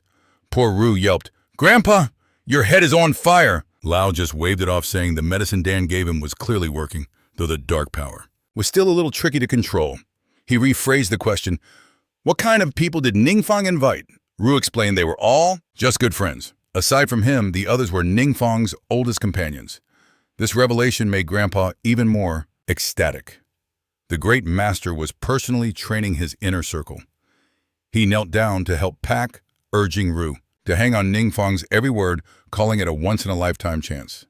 He also told him to train smart and not to forget, to call him when he was ready for ranked battles. Ru was completely baffled by the sudden burst of Super Grandpa energy. Meanwhile, at the training base, Wang Yu's group arrived. She looked around intrigued. "This must be the place Ningfang mentioned, but I don't see anything but forest." Just then, the air shimmered strangely around them. In a flash, they were teleported directly before Fang and Lao's grandson. Everyone gasped, taking in the impossible sight. This place, it made the headquarters of the 7 great guilds, look like a child's playground. The blonde girl immediately demanded, "Fang, how on earth did you find this place?" He just smiled. "It belongs to an older friend of mine," he explained. "I'm just borrowing it." Wu thought to herself, older friend. He's never mentioned anyone like that. He's become so much more mysterious since his awakening. Fang then introduced Duan as the person in charge of their training, and everyone greeted him respectfully. But when the berserker asked if Fang knew Dan well, Fang's expression soured. He retorted that the celestial phenomenon everyone witnessed, that was just Dan passing the trial of the gods. And he's even stronger now than their own guildmaster. Everyone's jaws hit the floor before they scrambled to the training grounds. Arriving at the field, a wave of excitement hits them, and they all unleash their auras. Dan watches, impressed, wondering what suddenly lit a fire under them. Meanwhile, Fang observes from the shadows, figuring if he casts a forbidden spell to simulate a training room, they won't have to worry about being exposed. A new thought sparks in his mind to establish his own guild, cultivating only the strongest, without any pesky limitations. Members will be chosen based on pure strength and willpower to forge an unbreakable alliance. Yu steps up to go first, but is instantly blasted in the arm, letting out a sharp scream. The sense of dread from this illusion felt terrifyingly real. She realizes that without control, this kind of training would shatter anyone's spirit. She wonders if Ningfang endured trials this cruel to get his power a little. Does she know he's the one orchestrating this entire nightmare? Jiang Shu reflects that neither he nor Shu were born geniuses, and they never dared to hope they could surpass natural-born talents through hard work. But Fang, he showed them there was still hope. Ru realizes he can't hide behind his grandfather's protection forever. He needs to protect the people he cares about. All the while, Shui remains silent as our boy Fang cracks a smile, saying, "You're all doing exceptionally well." Of course, after that forbidden magic torture session, everyone is completely wiped out. They moan about feeling like they've suffered for centuries and are on death's door. Just then, Fang enters and declares, "That's enough for today," before announcing targeted training for tomorrow. Later in a VIP room, Yu admits that, even though the special training just began, their gains have already surpassed years of previous effort. She emphasizes how it's impossible to pinpoint their own weaknesses without this kind of pressure. Fang, on the other hand, reflects that his dark power felt different during the training. Even when he pushed it to the limit, there were no signs of it going berserk. The Forbidden Spells training environment is apparently so extreme, it's actually stabilizing his chaotic abilities, a fact that is both terrifying and incredibly useful. That's when Shui suddenly bursts into tears and Fang asks, "What's wrong?" Yu explains it's due to the stress from all the hate spreading online about their school getting extra supernova training camp spots. Fang grabs his phone, looking completely baffled. And sure enough, they find tons of toxic comments flaming their school. But then they spot a lone defender in the comment section. It's Chang Muchu, and she's replying to every single hater one by one. Everyone is stunned that she would be willing to go to bat for them, especially since she barely knows most of the group. Wiping away her tears, she explains she was worried about embarrassing Ningfeng, but the training made her feel so confident that she cried tears of joy, not stress. Fang tells them all to focus on training and promises another gift in a few days. When Yu asks what it is, Fang just says it's a secret, leaving her to pout. Later we cut to our main character meditating on his bed, processing the info he absorbed from the Demon King's memories. Buried deep within them, he found a shocking truth about the evil gods. As it turns out, there are 7 evil gods born of darkness, worshipped by monsters in the secret world. But Fang doesn't belong to their ranks. Instead, he holds the title of one of the 12 lords, the omniscient god Mafik. Alongside 11 other gods, he once led their families to annihilate a true evil god, ensuring the world of light wouldn't be invaded ever again. But after eliminating the threat, the omniscient god became obsessed with studying dark power. The other 11 gods saw this dangerous path and turned against him. In the battle that followed, he escaped and became an evil god himself. However, the demon realm tells a completely different story. According to them, once the threat of darkness was gone, the gods' followers grew complacent and their faith began to fade. Since the gods created their families for the sole purpose of gaining power from that faith, this enraged them. So they encouraged their followers to attack each other, using them as pieces in a game for their own entertainment. Even the emergence of demons supposedly happened with the gods' silent approval. This is how the secret realms were created. Only the omniscient god showed no interest in hoarding faith, refusing to participate in their twisted game. But one day, the war reached his own family, and because they were defenseless, they were nearly all massacred. Furious, he demanded the other gods stop this senseless farce, only to be met with insults and ridicule.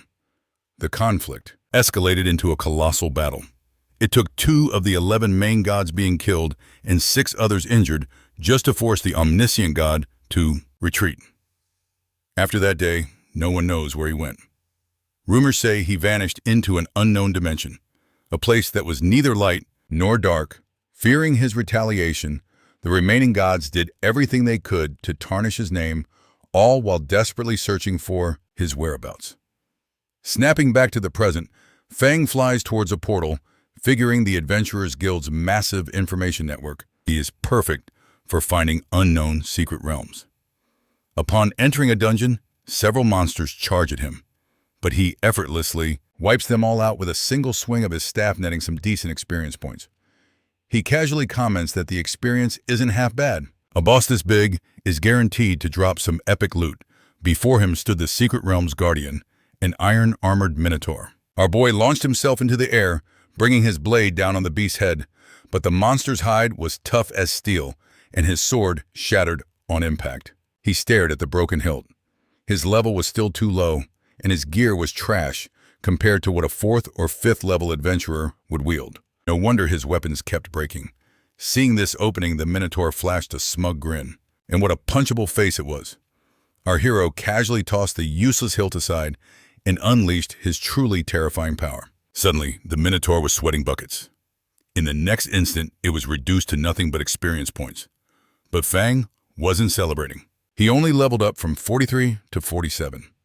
The EXP gain was pathetic, and it cost him a perfectly good sword. The only silver lining from that battle was unlocking a new skill slot.